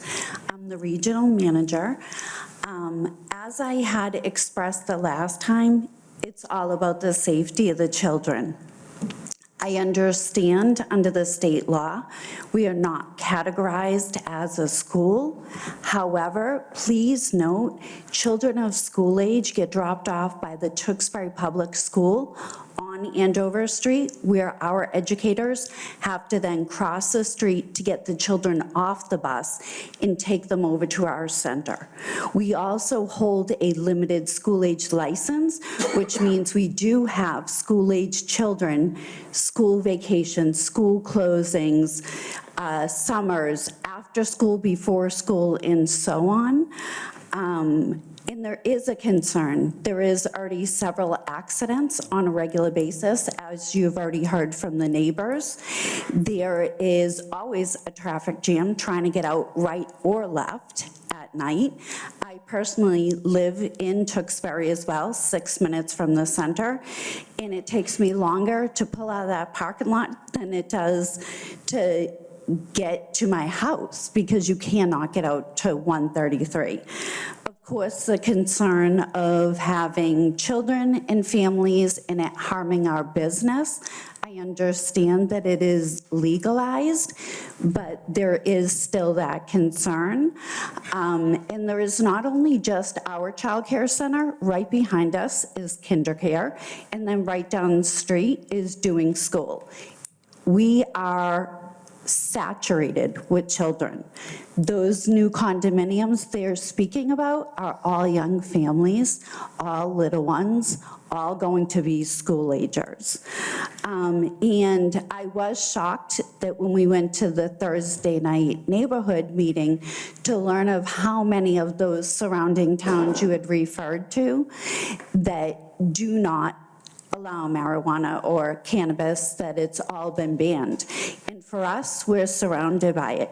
Andover, North Andover, Wilmington, Reading, North Reading. I was a little shocked. Methuen, Lawrence, and the list went on and on. We are right off the highway. It's certainly going to invite many, many of those communities in. So again, it's just the concern of safety for all. Okay, thank you. Thank you. Any other questions, comments, or concerns?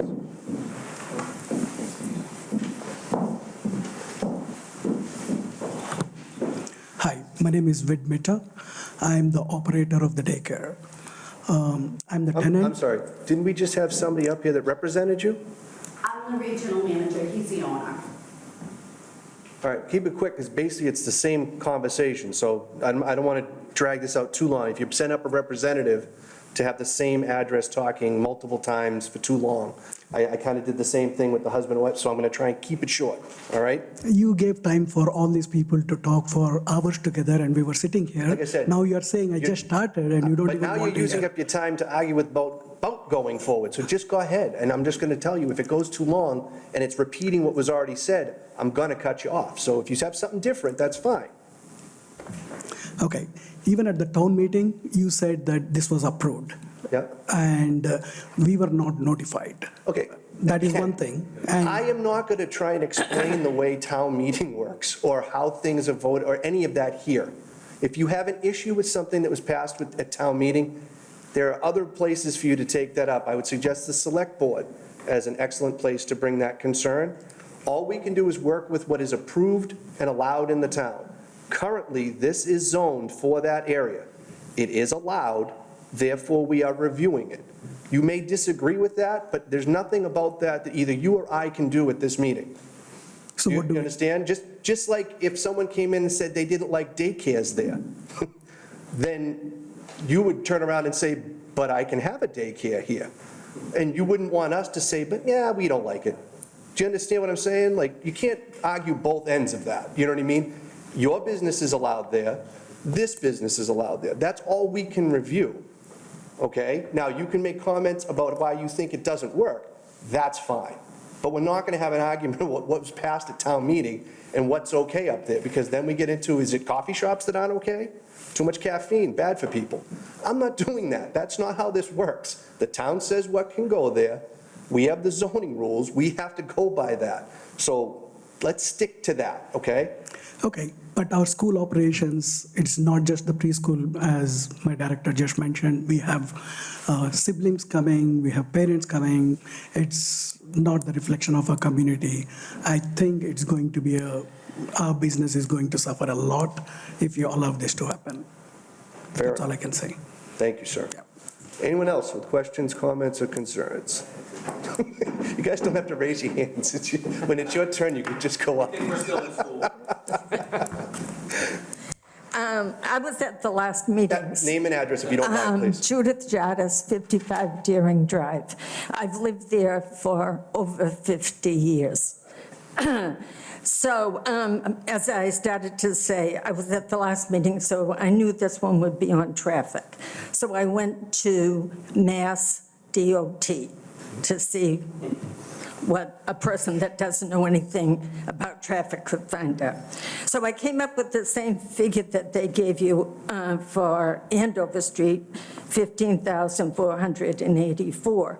But then I wondered what the traffic numbers were like for 38 Main Street. And I went, the location, I didn't have a specific one except the end of Pleasant Street, and that's just 12,822. So you can see there's a lot less traffic on Route 38 than on 133. A couple of things I'd like you to keep in mind. If you remember when the Holiday Inn was open, and they have the different corporate buildings there, they had to have a police officer there, a special detail for the people to get out of that street. I can't see how this is going to be any different. Even if you have a parking lot attendant, is he going to step out into the road, stop the cars, and allow the customers to come out?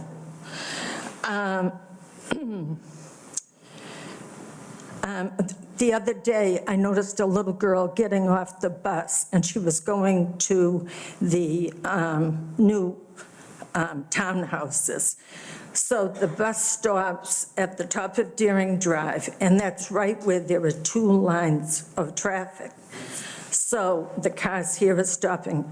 But so many times, we as drivers have seen somebody come up on the inside, and she has to cross both of those. So that's not a safe spot. And I think, not to get back to the preschool, but I think from what I've heard them say in the past, their kids have to cross over. Instead of the doing school kids, when it stops there, they get off, they go down. So you get the picture? Just the one you said before, were you describing somebody driving around a stopped bus?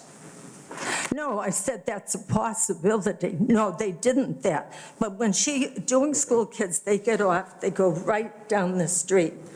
When the bus stops for her, she has to go in front of the bus. She also has to go across another lane because there are two lanes there. Okay. And then the opposite track. You got to stay by the mic, though. You just got to stay by the mic. So you see, so she's going in front of the bus, Right. she's going in the lane that's still going in that direction, but then the cars are coming that way. Okay? All right. So what I'm trying to explain, that's a dangerous situation. Also, the doing school situation, the parents pick up the kids, I don't know what time exactly, 2:30 or so. They all can't get into that school parking lot. So now they're out on Andover Street. So if you're coming from Lowell and you come up, that lane is partially blocked, and you have to go kind of in the middle of the road, and there's traffic coming towards you. So again, that's another situation. The other thing I want to just remind you also, the town just put an awful lot of money into new sidewalks up in North Tewksbury. Fisk Street, which never had sidewalks years ago, even though we had kids walking to the doing school. So I really think we want to keep the area a safe place for the residents and for the kids. So just keep that in mind. Thank you. Thank you. Anyone else with any thoughts, comments, or concerns? Nope, go ahead. Sorry, I have to go to work soon. My name is Pablo Lopez. I live at 120 Polly's Place, that townhouse residence that people were talking about. I have no problem with legalized marijuana. What I do have a problem is a pot shop 2 blocks away from the kindergarten and a first grade. I have a problem with a pot shop 100 feet away from a not a daycare. Okay. In terms of public safety, you stated that the people over here stated that they'll have a security guard cheerfully engaging the customers outside. That sounds to me more like a glorified bouncer. And we all know how peaceful a bouncer's job is. We all know how peacefully bouncers handle the public. It kind of sounds to me like you're sugarcoating the situation. In terms of traffic, I live across, maybe 50 feet from where you're proposing to build. I have a problem with the traffic on Andover Street as it is in regards to safety. I feel the coffee shop, the daycare, and the ATM already have increased the traffic in that area and results in blocked traffic. People stop there, make right and left turns all the time. There's 3 lanes there. A middle lane, so you can turn left, going into the businesses, and on the other side, there's 1 lane where you have to cross that middle lane. Already, there's people passing you as you're trying to turn left into our residence in the middle lane, going the wrong direction. That's with the amount of traffic we have already.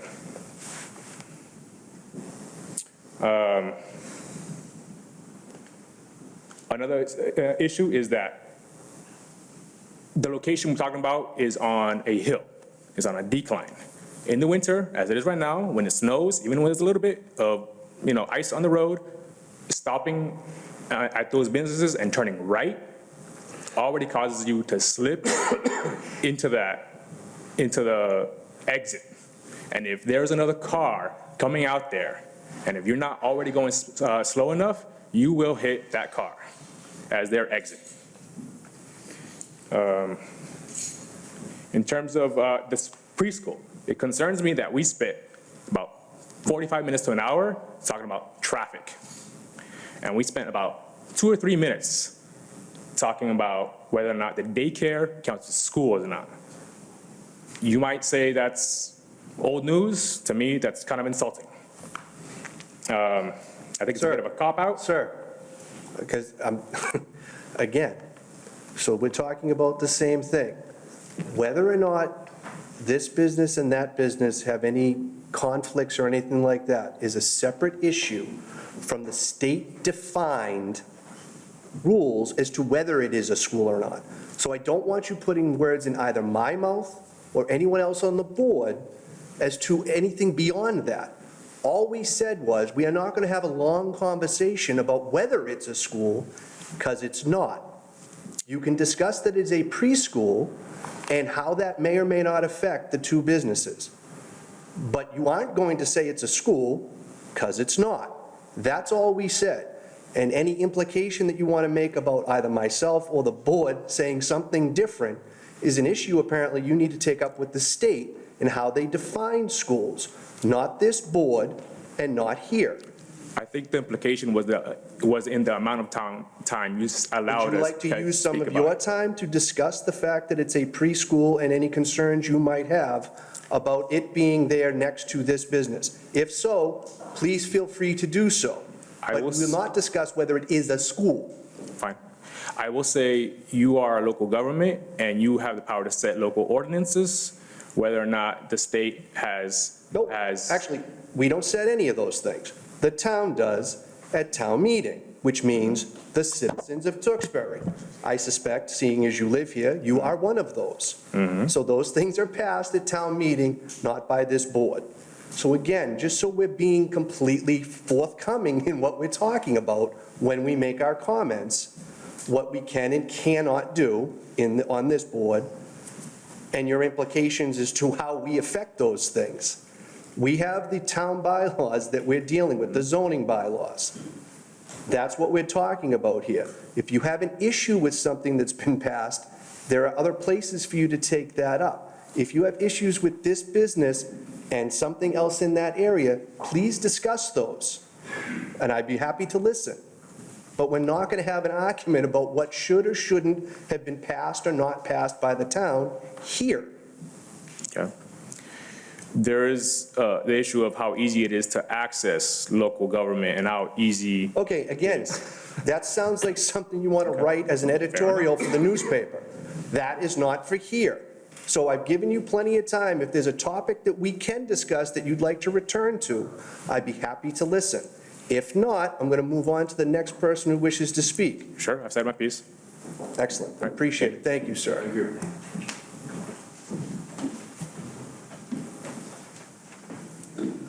Hi there, Michelle Stella, 80 Polly's Place. And clearly you can see, as I was here at the last board meeting per this topic, and it was my first time, and I was talking about things that weren't appropriate for this audience as well. I now know better, and I've also been able to cross off lots of my notes because the board did a fine job of asking lots of questions and clarifying things. So there's just a few things. If I do repeat one or two, forgive me, okay? Just this past Thursday, as was mentioned, the proposed business owner, Dean Graffio, hosted a community outreach meeting. By his side were his lawyer, a director of retail, and a man who was taking notes. Also at the meeting, standing in opposition of this location, were 8 residents from Daring Drive, the director from the Learning Experience, and the Andover Estates Board of Trustees, one of which I am. At this meeting, we were told that their traffic assessment would bring in only, and I wrote this down, so I'm sure of my number, 199 trips a day. Sitting here tonight, I was hearing 285 to 350 at some point. Again, I know there's going to be follow-up on all this, so I can skip some of these notes here.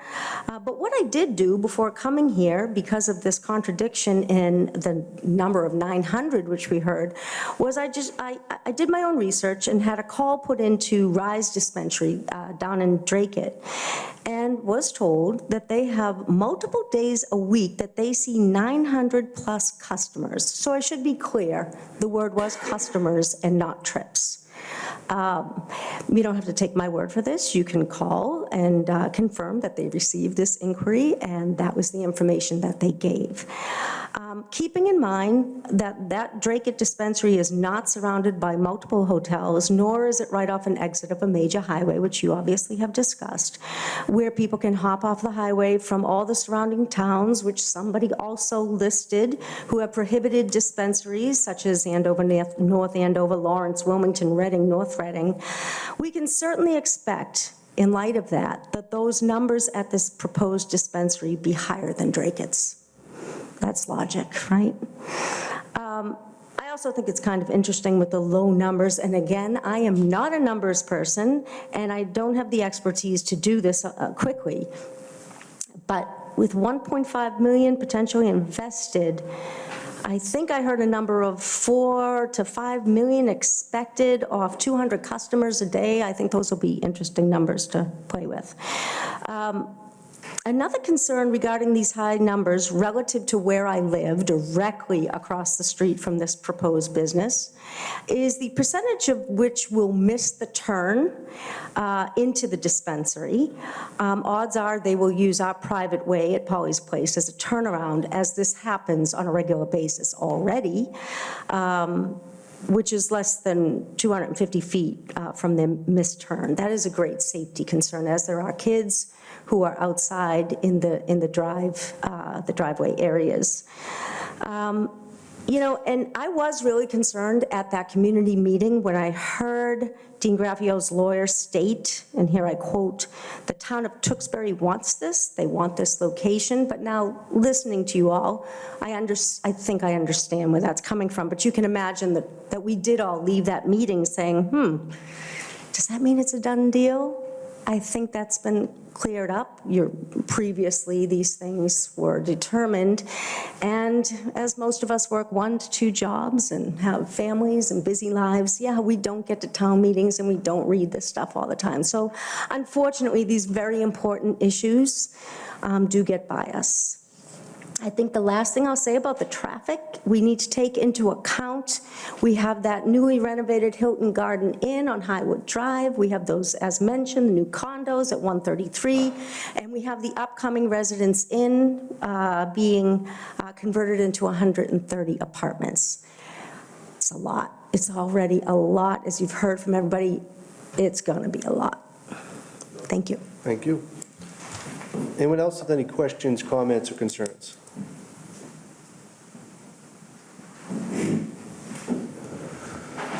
Going once? See, snuck one more in. Just get a few more questions. I'm not one to stand up and talk. Just name and address first, and then we can get started. Jim Burns, 111 Deering Drive. And then if you just slide the mic up, because you're a little taller than our last speaker. My voice doesn't carry that well. Well, no, we got to pick it up for the recording person and the people at home. Okay. Just a couple of questions for you guys. We talk about traffic studies. One question for you, if I could ask.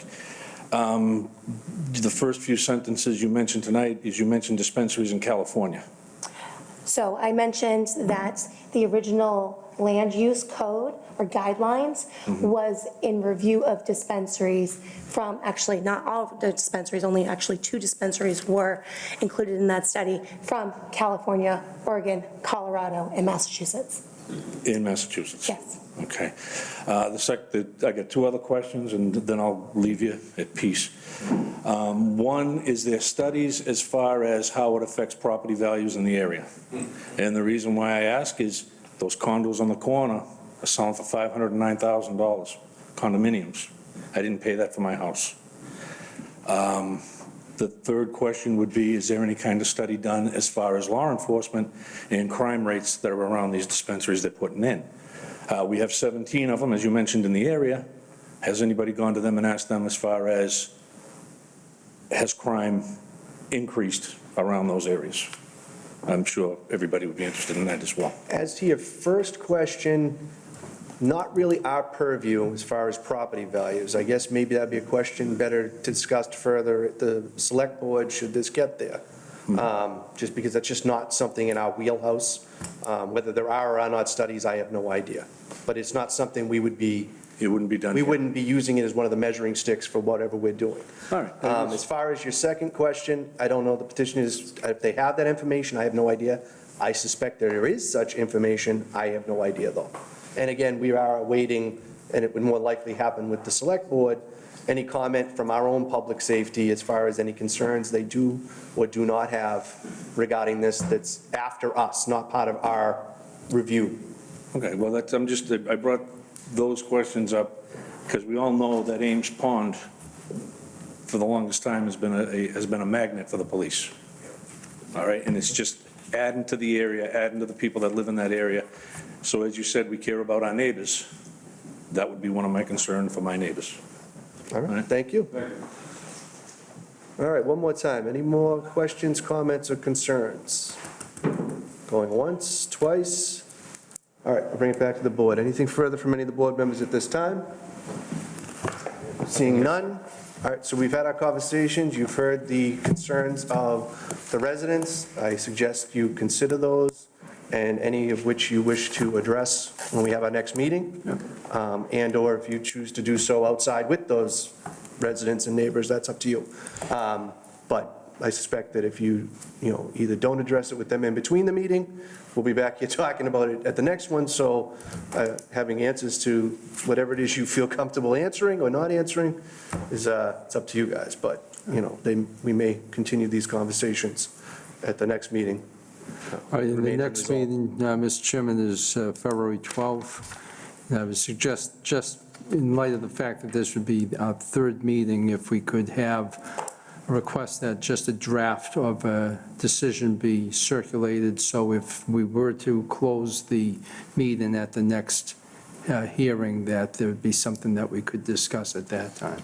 Well, I mean, I have no problem if somebody wants to, if you want to put together a draft as something you want to submit for our consideration to speed the process, and that's fine, but we're talking about, we're still not sure if there's a possibility that if you're going to make the building different size, or a whole bunch of things. So, I mean, I don't know what might make it into that final decision based on any of the outcomes of anything we discussed tonight until we get back here to the next meeting. So I'm not sure how much is going to find itself into a rough draft at this point, other than some of the conditions I may have mentioned even tonight, just the things about the, the ground markings and things like that. But we still have some outstanding things to sort out, so I'm not really sure how much of a decision could be drafted in advance based on where we are right now. I see Ms. Lauder already moving her microphone out of my peripheral, so.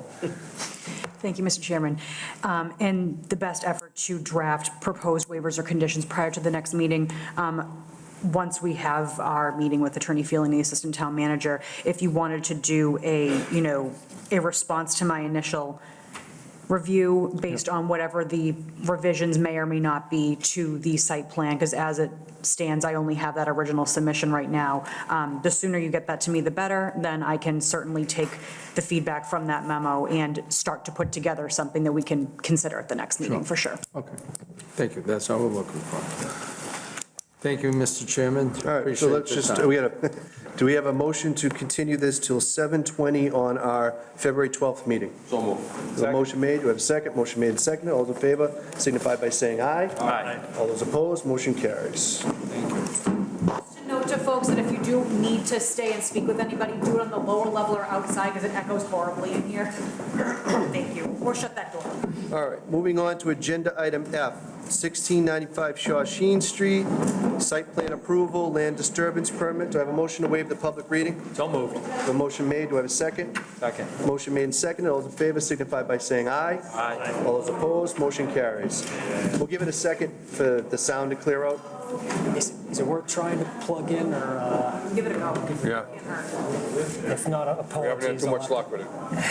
It's touchy, but the numbers are in your favor. All right, fingers crossed. Is that plugged in, though? Is that plugged in? I don't think it's plugged in. Warmed up. They disconnected that, yes. So plug that. You could either try plugging it in directly or using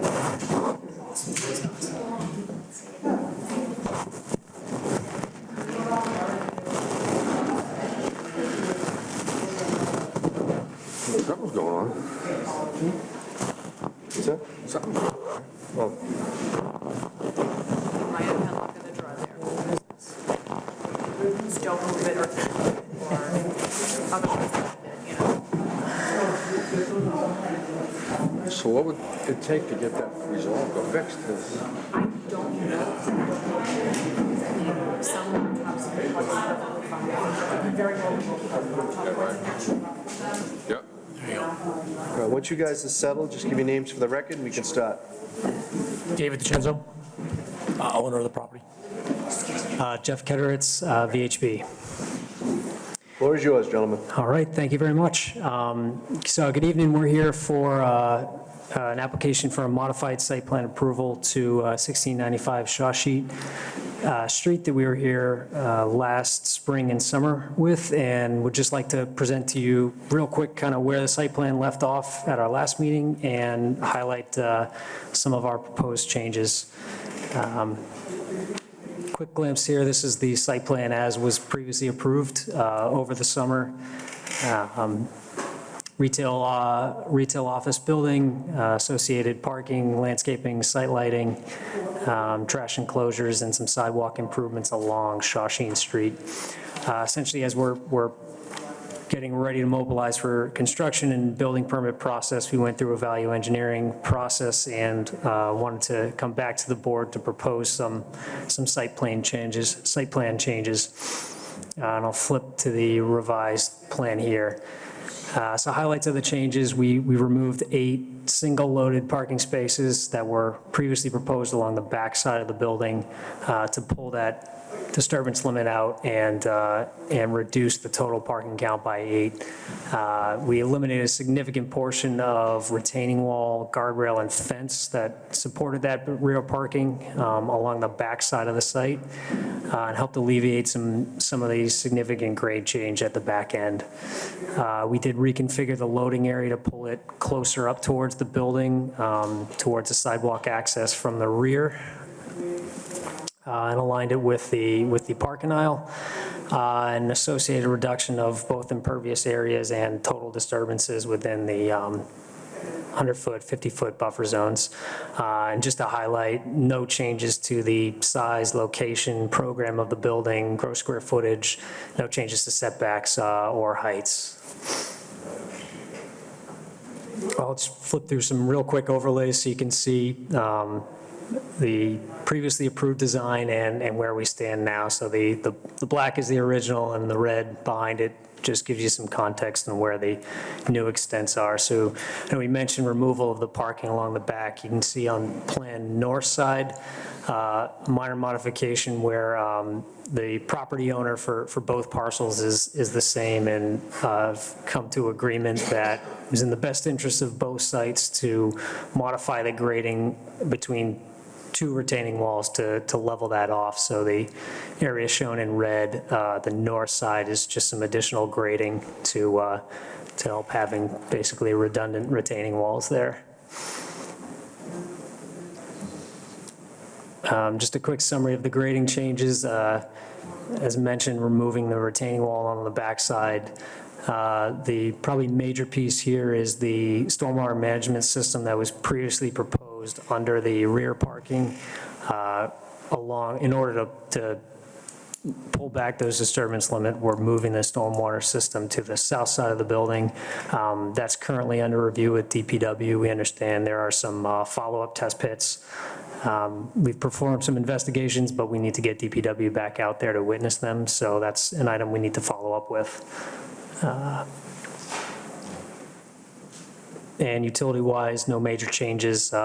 We updated some service locations to the building based on refinement of that design where the electrical rooms are. But really, the relocation of the stormwater system on the south side is the major utility change. Just a quick summary of some major site aspects here. Again, parking spaces, originally 72 down to 64, but we're still more than double the requirement under zoning. No changes to the bike racks, significant increase in open space and landscaping, and significant reductions in impervious areas for the site, as well as disturbance within the buffer zones. That one kind of plus 200 square foot disturbance is relative to that additional grading on the north side of the site. Landscape plan has been updated and incorporated to address these changes as well. No modifications to the frontage and landscaping along Shawsheen that was in the original design.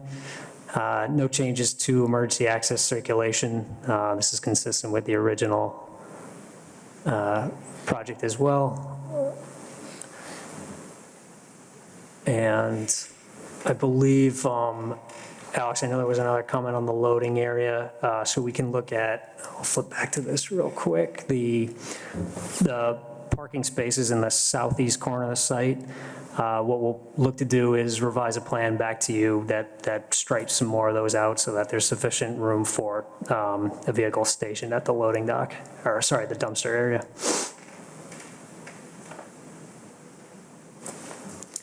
Happy to answer any questions or comments and as needed. All right, Mr. Champa? I have no issues with the revisions to the plan. Mr. Vitale? Thank you, Mr. Chairman. So with the taking away of the parking spaces in the rear, will you use that for snow storage? We certainly can. So most of the snow storage can go back there because there's no more parking being allowed back there, right? Correct. Okay. That's a plus, I guess, right? I'm not concerned about many of the changes at all, just Will you have to go through, you said stormwater changes you're making with the DPW? Correct, and what it really is relocating the system that was previously under the parking lot where the black box is and moving it to the south. So what we're doing is some test pits just to verify the soil, groundwater conditions, that it's consistent in that location as it was in Yeah, Blair. I'm all set, Mr. Chairman, thank you. Mr. Lazard? Thank you, Mr. Chairman. Just one quick comment on kind of like the loading area dumpster spot. You expect the garbage truck will come in kind of frontwards and then back up kind of along those spaces there? And turning in, actually, great question. Turning in. I've got a quick slide here. Let me pull this up. Something along that line. Oh, okay.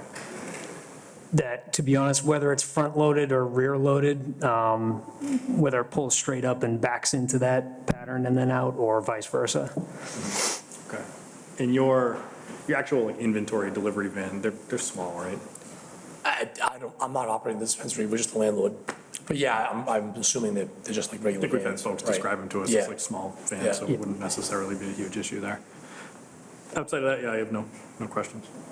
All right.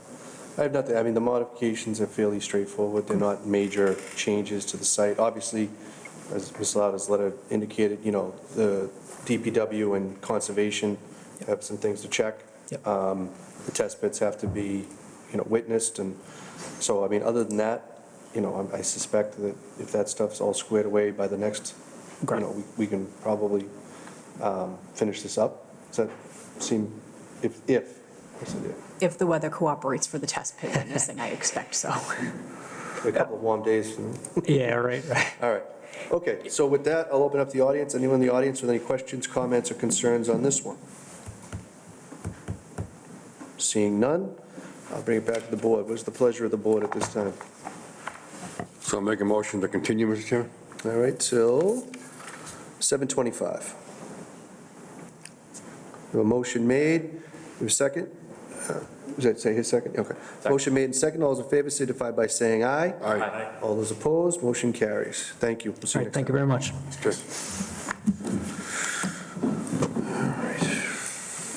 Brings us to agenda item G, which, as I mentioned earlier, the applicant has requested to be continued to our 2/12 meeting. That's 770 Main Street. Do I have a motion to continue that until 7:05 on the 12th?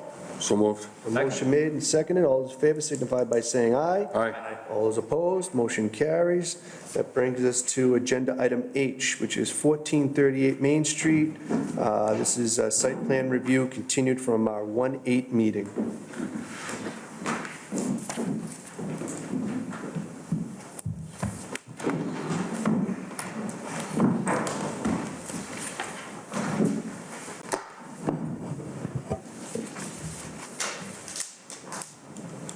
Once you settle, just give your name for the record, and the floor is yours. Thank you, Mr. Chair. My name is Don Bornstein. I'm an attorney. I represent the applicant, Tewksbury Dental Associates. My office is located at 12 Chestnut Street, Andover, Massachusetts, also known as the town that shall not be named. Sure.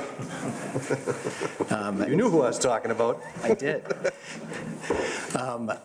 I will remind the board that we were asked at the last meeting to come prepared this evening to update you on the status of the application and what we've been doing in the fairly, I'll call it a fairly long absence from the board since our last active hearing session.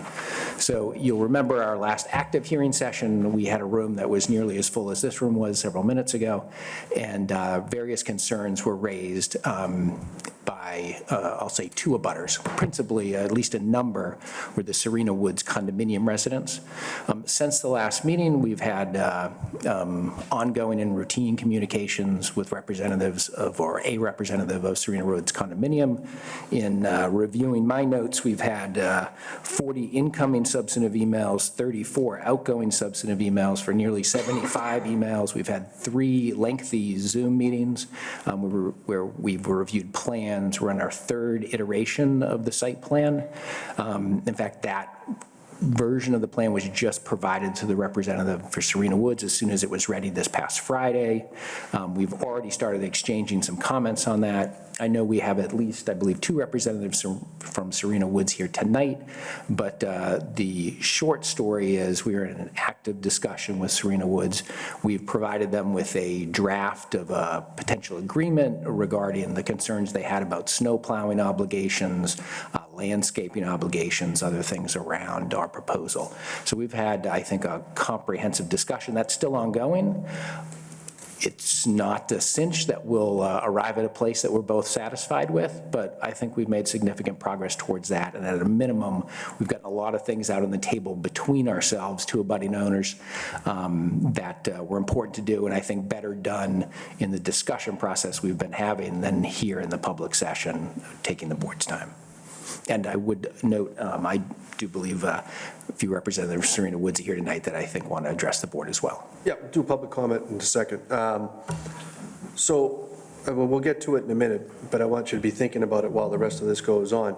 If you're in active and ongoing conversations about trying to sort this all out, one of the things I would suggest is if you don't envision the likelihood that you're going to be prepared for our next meeting, what would probably make sense is to then push it off further than that, so we're not doing the every meeting continuation. I mean, if you have a reasonable expectation and you think you might make the next meeting, that's fine. I'm not going to tell you not to. I'm just saying, if you don't have that reasonable expectation, one of the things that'll solve our issue is if we're not seeing the same hearing every week or every 2 weeks and having to continue it because you're really not ready. You know what I mean? We might as well, put a little more space in between those.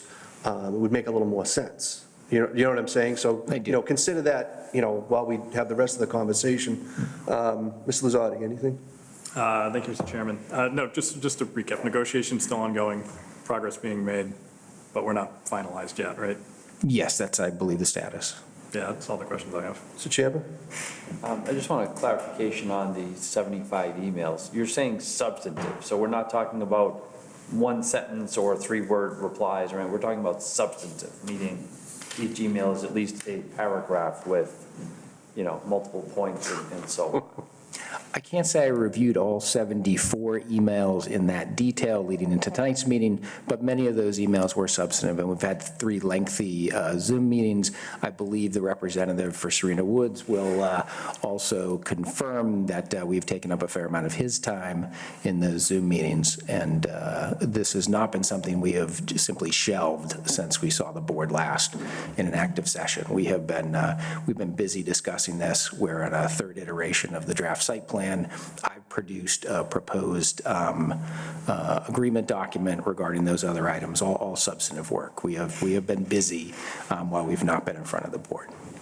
And the two points of contention that we were aware of was landscaping and snow, whether it be snow removal or just snow maintenance. Are there any other major sticking points that are clogging up this process and keeping it from coming to a swift agreement? I wouldn't call it clogging up the process, but no, I think in our discussion, we've come across several items of concern that Serena Woods had. We've had different possible responses to those, and we've been discussing them. I don't want to air them all in front of the board. I don't think that's fair to Serena Woods, our in essence, our negotiating partner. But we're working through those, and I think it's been a good faith process on both sides to try and arrive at something to bring before the board that has support from an important abutter of this project. We share an access driveway. Each property has an effect on the other that's a little bit different from your typical abutters. And I think it was the time that we've spent. It's been lengthy. It's more than I'm sure my client would have liked to spend, probably more than Serena Woods would like to have spent. But it's an important part of this process, trying to arrive at something that both of these property owners, commercial property owner on my side, homes of the folks that live behind there, both feels very important to try and arrive at a plan that folks can be happy enough with and live with and be satisfied with. Right, and we're trying to do that outside the board meeting. Mr. Vitale? Thank you, Mr. Chairman. So, Mr. Bornstein, I'd like you to consider Mr. Johnson's request about if you're not ready for next meeting, then push it out, because this has been going on for a long, long time. And it's, rather than jamming up our agenda with with another, and then having it continue to continue to continue. I mean, I understand you're working through it, and it's good to hear that you're getting some progress done, so I'm willing to be patient, and hopefully we can get to a resolution. So, And my request would be to push it 2 meetings from tonight to your, believe your second February meeting, late February meeting. Okay. I'm hopeful that we would have either reached a solution that can be supported, or we finally determined that we can't reach a solution, and we're going to ask the board to act, and we'll be making our pitch. But I believe we can do that within that 4-week great, time. thank you. All right, very good. I have nothing further to add to that, so we'll open it up to the audience. Anyone in the audience with any questions, comments, or concerns? Just state your name and address for the record. Floor is yours. Sure. Hi, my name is Arafat Khan. I'm from Serena Woods, and there are people from Serena Woods over here. So you heard their version of the update, and I want to give you the real update. Obviously, we have not been counting any emails or words in the emails, but if you look at the net result, what exactly has happened, we have spent 7 months into this, and, right at the very first public hearing itself, we had brought our concerns. The next hearing, we brought our civil engineer, who also presented here and shared all our concerns. Everything has been documented, provided to the applicant. But what has happened on it? Nothing. No progress. The only change that has happened, as you know, only one concern has been addressed, not to the fullest extent though. Only one concern. The revised plan, we have it with us, but it doesn't even address that one concern to the fullest extent. A lot of conversation, emails, back, forth, pushbacks, constantly, getting pushback. I guess what the applicant wants is all these people not to even show up here, just accept the plan in its existing shape. That's probably what the applicant wants. But we have not lost hope, we have not lost belief in the process, the planning board, and that's why we are here. We've been talking, but it's not getting anywhere. There are a lot of concerns, and constantly we keep hearing what is their concern. 7 months ago, we already presented what our concerns are. There's no point in constantly keeping asking the same question, what your concerns are, if there's no intention to address those concerns. Every time we come here, every time we constantly follow up as to when a hearing is happening, and all these people are sitting here for the last 2.5 hours to see some results. Obviously, the applicant has to present a positive picture of the conversation, but net result, we haven't seen a plan that is satisfactory to the residents. They have been looking, we have been internally talking, communicating. Obviously, we want to get this to a closure. Everybody, I'm sure, because every 2 weeks, there's a continuation, and obviously you don't want this to be continuing. We've already been 7 months into it now.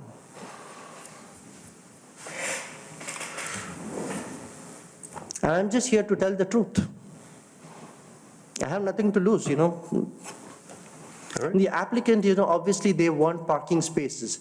So just to quickly, this is 8,500 square feet space. There's 43 parking spaces is required for 8,500 square feet of commercial space, but they already have 49. The last time Mr. Chairman had requested for a justification for the need for this additional parking space, which is 30% additional parking space. The justification that we got was we have X number of employees and 15 operatories and all that. We couldn't verify the number of employees that the commercial space has, the dentist office has, but we do know how many operatories are there. Thanks to the planning board and to the building department, they provided us with the building plan, the layout and everything. We can see it very much in the plans as to how many operatories are there. So there was some overstatement, trying to project a bigger number. And they came up with a number of 53 required parking spaces, which is 4 more than what's currently available at 49. But that 53 is not even true. If you actually look at the building plan, the building department can provide us, there are only 10 operatories. So if you adjust those numbers, going by the same number of employees and the actual operatories, it's only 44. So the existing parking spaces is 49, which is 5 more than what is actually required by the applicant. We clearly know what's going on over here. The dentist, although he has, he had used up all the 49 spaces, and for the new tenant, he wants to make this additional parking space, which is another 12 more than what he already has. Business is going to grow. How do we know 12 is enough? What happens after they use up all the 12? They start parking on Main Street, Route 38? Maybe. So we know that it's only 44 required spaces, which is, they already have 5 more than what they actually need. Even in these 12 parking spaces, there are 9 parallel parking spaces and 3 parking spaces, 9 and 3. So we requested the applicant that, leave out those at least 3 parking spaces for snow storage. Just a couple of weeks ago, we had the winter storm. We got hammered. We had no place even to get in and out of our homes. There are several senior people who are living in this community. There are kids who are not here. We, the parents, are sitting here to speak for those kids. We're not even able to walk. And imagine if there's no snow storage space. Because the applicant is trying to convert every square inch of landscape area into commercial parking space. And in return, the applicant wants, the only thing he's saying that he's willing to maintain his own property. That's what we are getting in return? That's not how it should be. It's his property, he should be maintaining my property, I maintain your property, you maintain. That's how it should be. This is not a favor. This is not how it should be, right? They're not even snow storage area. Let me show you what the reserved or the reduced snow storage area looks like. You need to take the mic with you if you're going to walk around. Let me just show this. This is the snow storage area that has been promised to us. Where is the area here? Do you see anything here? How am I supposed to put 22 inches of snow right here? There's just a little bush. Can I see that, Mr. Khan?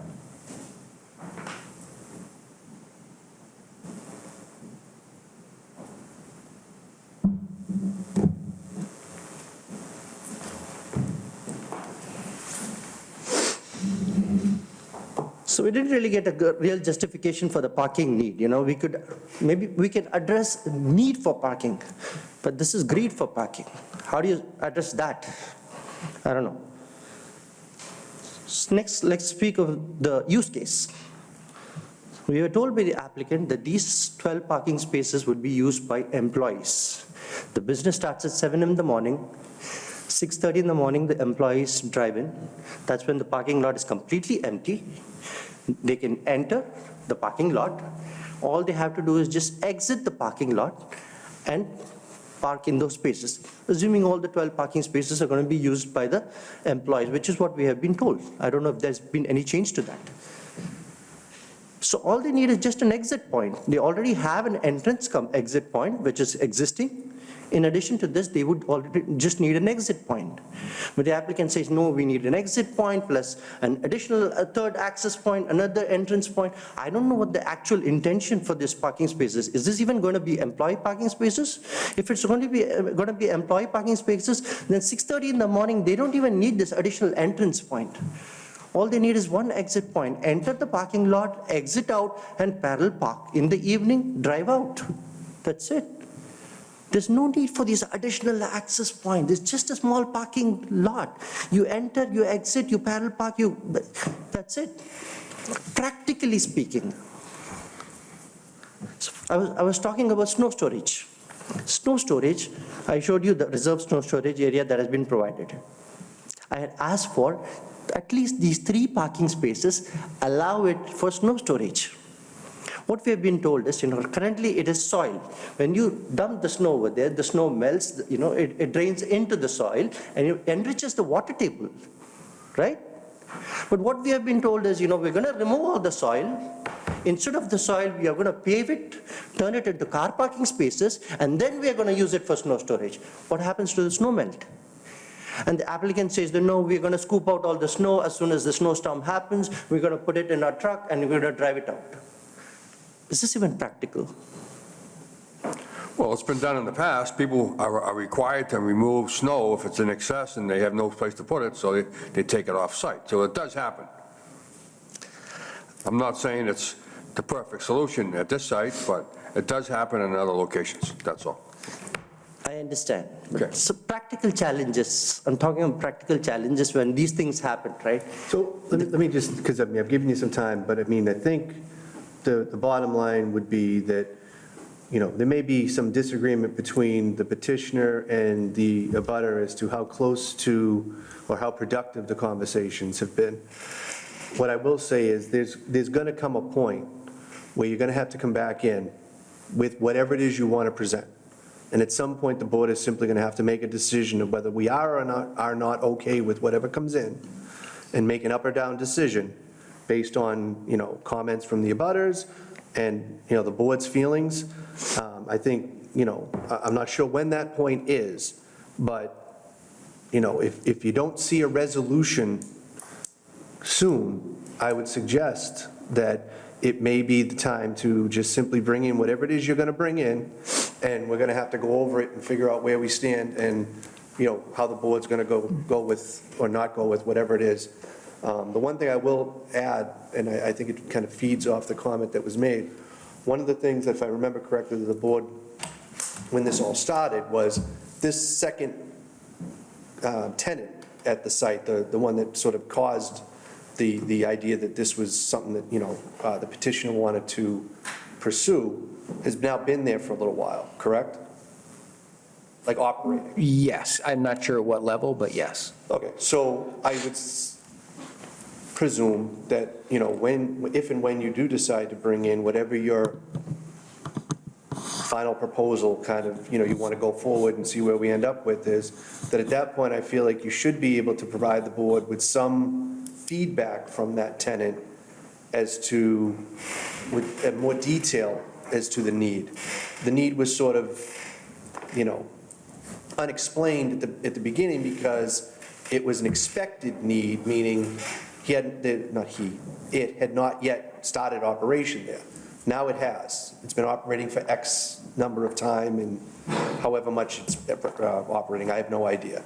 But whatever that is, should be able to produce some explanation from the tenant and petitioner as to the reality of the need now. Does it sound accurate for everybody? 100%. So, you know, one second. No problem at all. So I think that, you know, should you decide to finally bring something back in, I think that needs to be included in it. You know, a detailed explanation, you know, coming from the tenant and the owner, or the tenants, as to, you know, what they've now seen on the ground, and why these spaces, or however many there may be at that point, are needed and warranted. And we'll add that into the conversation and the calculus to this, all right? No, I hear that. That was made clear by the board at our first hearing session. I will say I am quite surprised by Mr. Khan's position tonight. I've spent a ballpark of 20 hours on this effort to reach a point in this project that was acceptable to Serena Woods. I probably spent 2 hours per parking space on this project, trying to come to a resolution. To hear the presentation of the board be started tonight with, now you're going to hear the real story, as if I've been lying to the board about what I've been doing for the last several months. Before we go down that road, your outside conversations between each other, I don't want to get into that here. Which is why I didn't, Mr. Chairman. Right, no, I understand, that's why I'm trying to cut it off now before we start a back and forth, because that's not going to be productive to anybody. I don't know what you both think your conversations with each other have been at this point, based on your presentation and your presentation or comments this evening.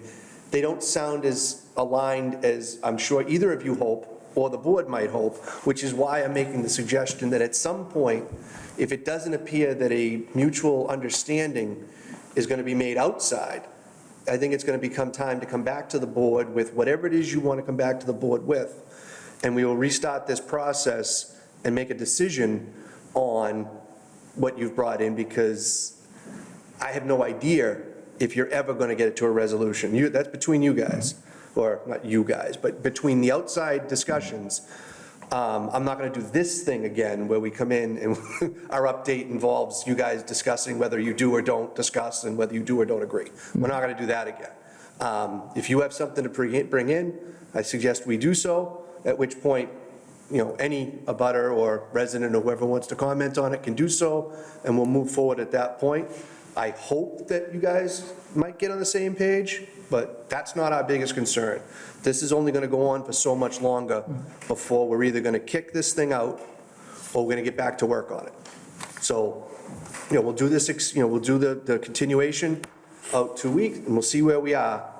But I don't envision the board being on board with this going too much longer before we have something substantive to discuss in here.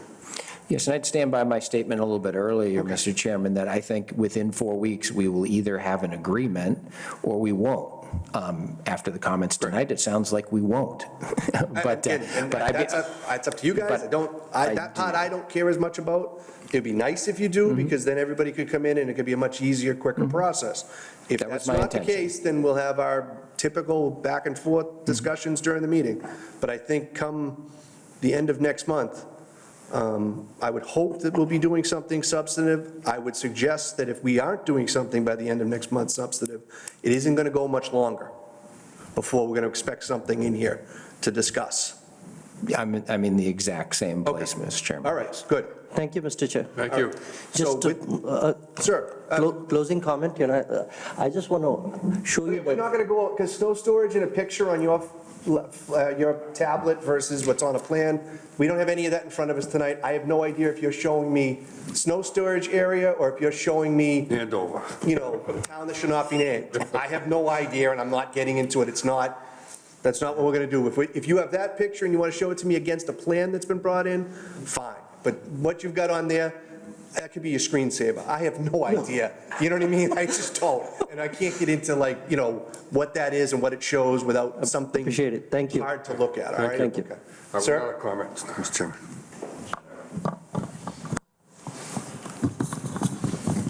Hi, my name is Frank Correnti, 85 Serena Way.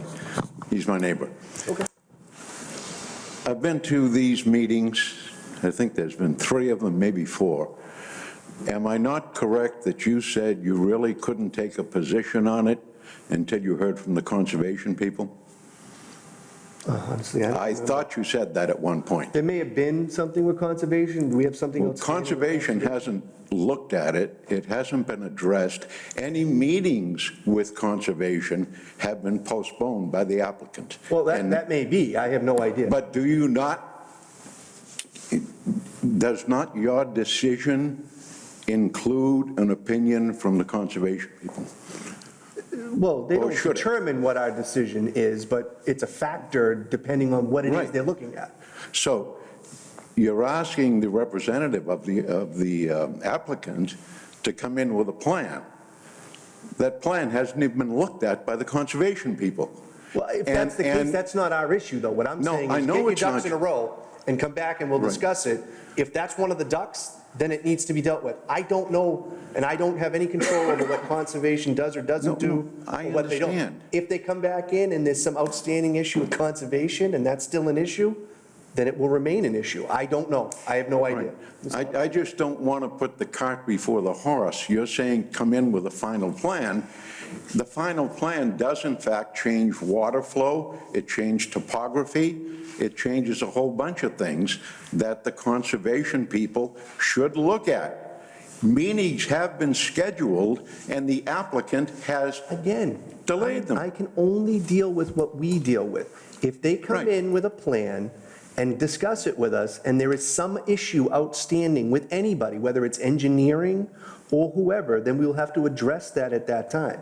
What I'm saying is I want this process restarted soon. Sure. Because we need to come to a resolution one way or the other, up, down, sideways on this, because it's been on the agenda for so long without movement. That's my point. I agree. If that movement includes dealing with other boards, other things, then that should be included in the petitioner's work, but it's not up to me.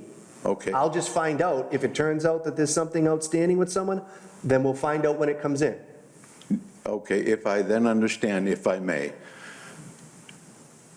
do we then, the users of Serena Way, have to go to the Conservation Commission and request a review? Or should the applicant do it? Mr. Chairman, if I may be able to help there. So there are two concurrent filings here, this one here for site plan review and the Conservation Commission for the notice of intent. Those reviews are triggered by new submissions. I'm sure the applicant's representative will acknowledge we have not received a new submission related to this project, myself nor the conservation agent, whose my office is right next to. We haven't received one since the one dated September 25th. So there hasn't been anything to review yet, but it is an automatic that as soon as something comes into the office, whether it's a new filing, a resubmission, a revision, as town staff, that's our job, is to review it. So it's not a request by anybody. The request would come if the Conservation Commission, the Planning Board sought third-party review. So the standard review is planning, which is myself, the conservation agent, and the engineering division. So those three are all compulsory reviews that we provide as advice and guidance to our boards. So there's no need to expressly request those reviews because they happen anyway.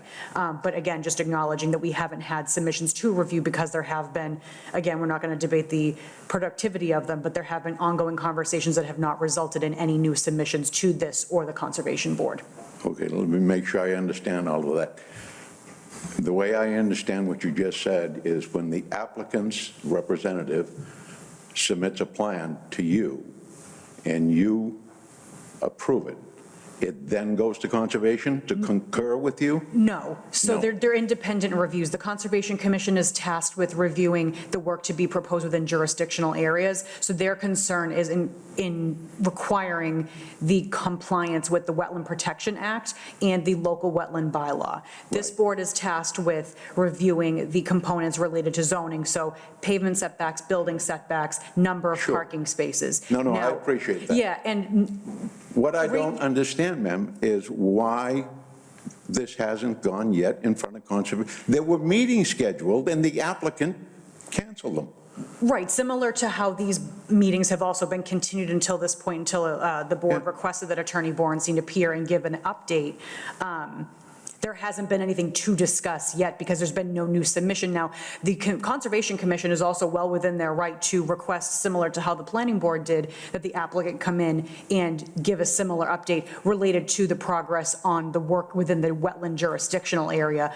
Whether that has happened, that is something that if you wish, the residents can submit in writing to the Conservation Commission and say, hey, we would like to see them update this board as well. But when there's been no submission, generally speaking, applicants don't come in to sit down and say, hey, so we don't have a revision, we have nothing new to discuss. So that's kind of why both have been continued for the past couple of meetings, and that's why they haven't appeared before the Conservation Commission either. So has the original plan been submitted to conservation? Yes. And so then any amendment to that plan or change to that plan has to then be submitted? Correct. Thank you so much. Thanks for your time. Anyone else with any questions, comments, or concerns?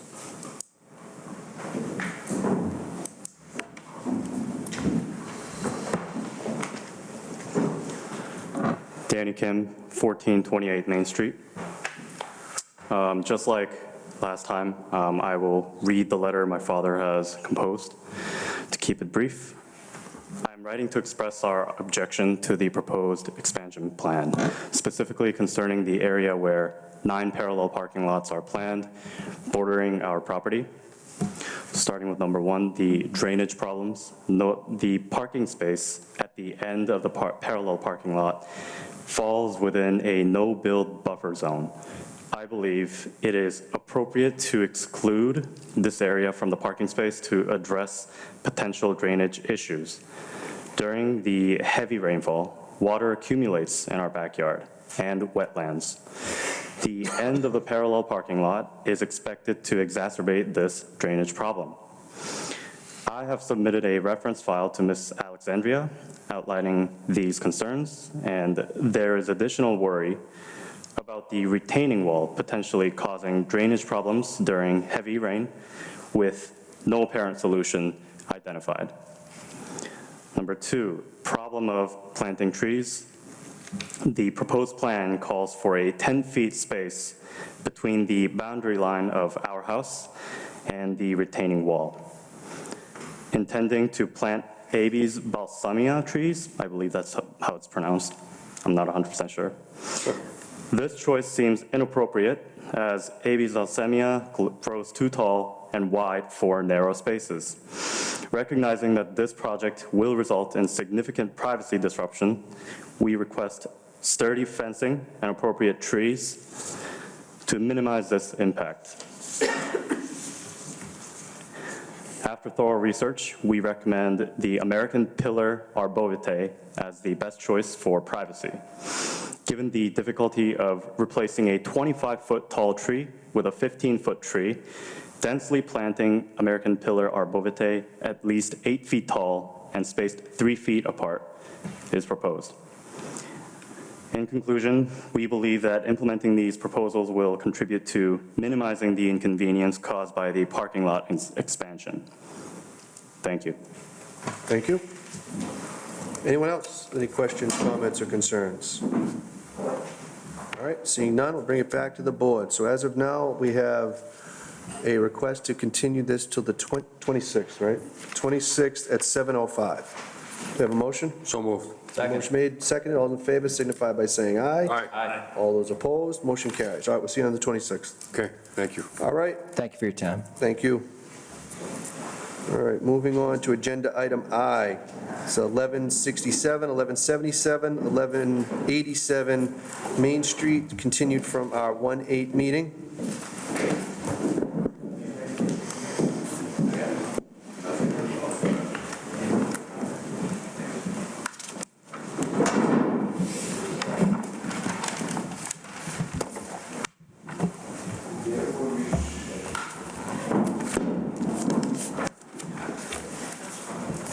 For the record, I'm Mira Cousins, Civil Design Consultants. And Don Bornstein, Johnson and Bornstein, attorney for the applicant. So we were here 2 weeks ago. We presented to the board the updates to the plans. At that time, we were just waiting for the review comment letter from the town's peer review. On Friday, we did get a letter from the peer review. It was a clean letter. We addressed all their comments. So with that, if you have any questions? Mr. Pitzalia. Thank you, Mr. Chairman. I've reviewed the peer review letter and satisfied with their comments that you guys have done a great job in finalizing all the necessary requirements, and with that, I'm all set. Thank you. Mr. Lazardi. Thank you, Mr. Chairman. Likewise, reviewed it, didn't have anything that jumped out for comments. That's all I have. Thank you. Mr. Champa. Same thing, for a project of this magnitude, it's nice to see a clean bill of health and everybody in agreement that all conditions and requirements have been met. All right. The chair has nothing further to add to those comments. If I'm correct, you've seen the letter from Ms. Louder? Yes. The waivers that are requested are the ones that you agree with? So is the 2 waivers, right, Alex? Yep. Okay, yeah. And the conditions as laid out by Ms. Yes. Louder? All right. Okay, so I'll open up to the audience. Anyone in the audience with any questions, comments, or concerns? Seeing much less audience than we once had. There are no audience questions at this time. So I'll bring it back to the board. What is the pleasure of the board? Make a motion, Mr. Chairman, that we close the public hearing. A motion made. Do I have a second? Second. Motion, I'm sorry. You know what? I should have done it this way just to make sure. You guys are fine with the closing and voting with the 4 members. Is that correct? Yes. Okay. Sorry. So we got the motion to close and a second. Motion made, second. All those in favor signify by saying aye. Aye. All those opposed, motion carries. All right, as to, we'll do these separate always. So we'll do the site plan review, special permit. We'll do the waivers first. So we have the waivers that are listed. They're short. I'll just read them out here. So section 6.1.8.c and section 6.2.10.h. We have a motion on the waivers as requested. So moved. Second. Motion made and seconded. All in favor signify by saying aye. Aye. All those opposed, motion carries unanimous. As to the site plan review special permit themselves, do we have a motion? Motion to approve the site plan review as submitted. All right, we have a motion to approve with the Condition. implementation of the conditions as listed here this evening. We have 1, 2, 3, 4, 5 total. All right, everybody's in agreement? Yeah. All right, a motion made, do we have a second? Second. All those in favor, I'm sorry, yeah, all those in favor signify by saying aye. Aye. All those opposed, motion carries unanimously. As to the land disturbance permit, do we have a motion? Make a motion to approve the land disturbance permit. All right, we have a motion made, do I have a second? Second. Motion made and second, all those in favor signify by saying aye. Aye. All those opposed, motion carries. Good luck. Thank you. Good, congratulations. Thanks. Thank you very much. All right, that brings us to agenda item J, 1600 Shawshene Street 1. The applicant has requested it to be continued to our 2/12 meeting. We have them penciled in for 7:10. Do I have a motion to continue to 7:10 on the 12th? So moved. The motion made and second, all those in favor signify by saying aye. Aye. All those opposed, motion carries unanimous, which brings us to agenda item K, which is 1600 Shawshene Street, Part 2. We have a motion to continue that until 7:15 on the 12th. So moved. A motion made and seconded. All those in favor signify by saying aye. Aye. All those opposed, motion carries unanimous. That brings us to correspondence. We have some correspondence in our packets this week.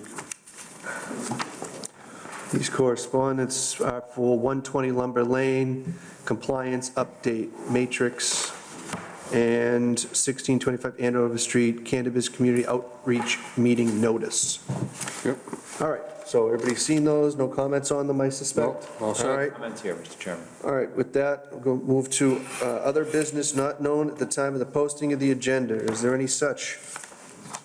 All set. Seeing none, I'll take a motion to adjourn. Motion to adjourn. A motion made and seconded. All those in favor signify by saying aye. Aye. All those opposed, motion carries. Good night, see you on the 12th.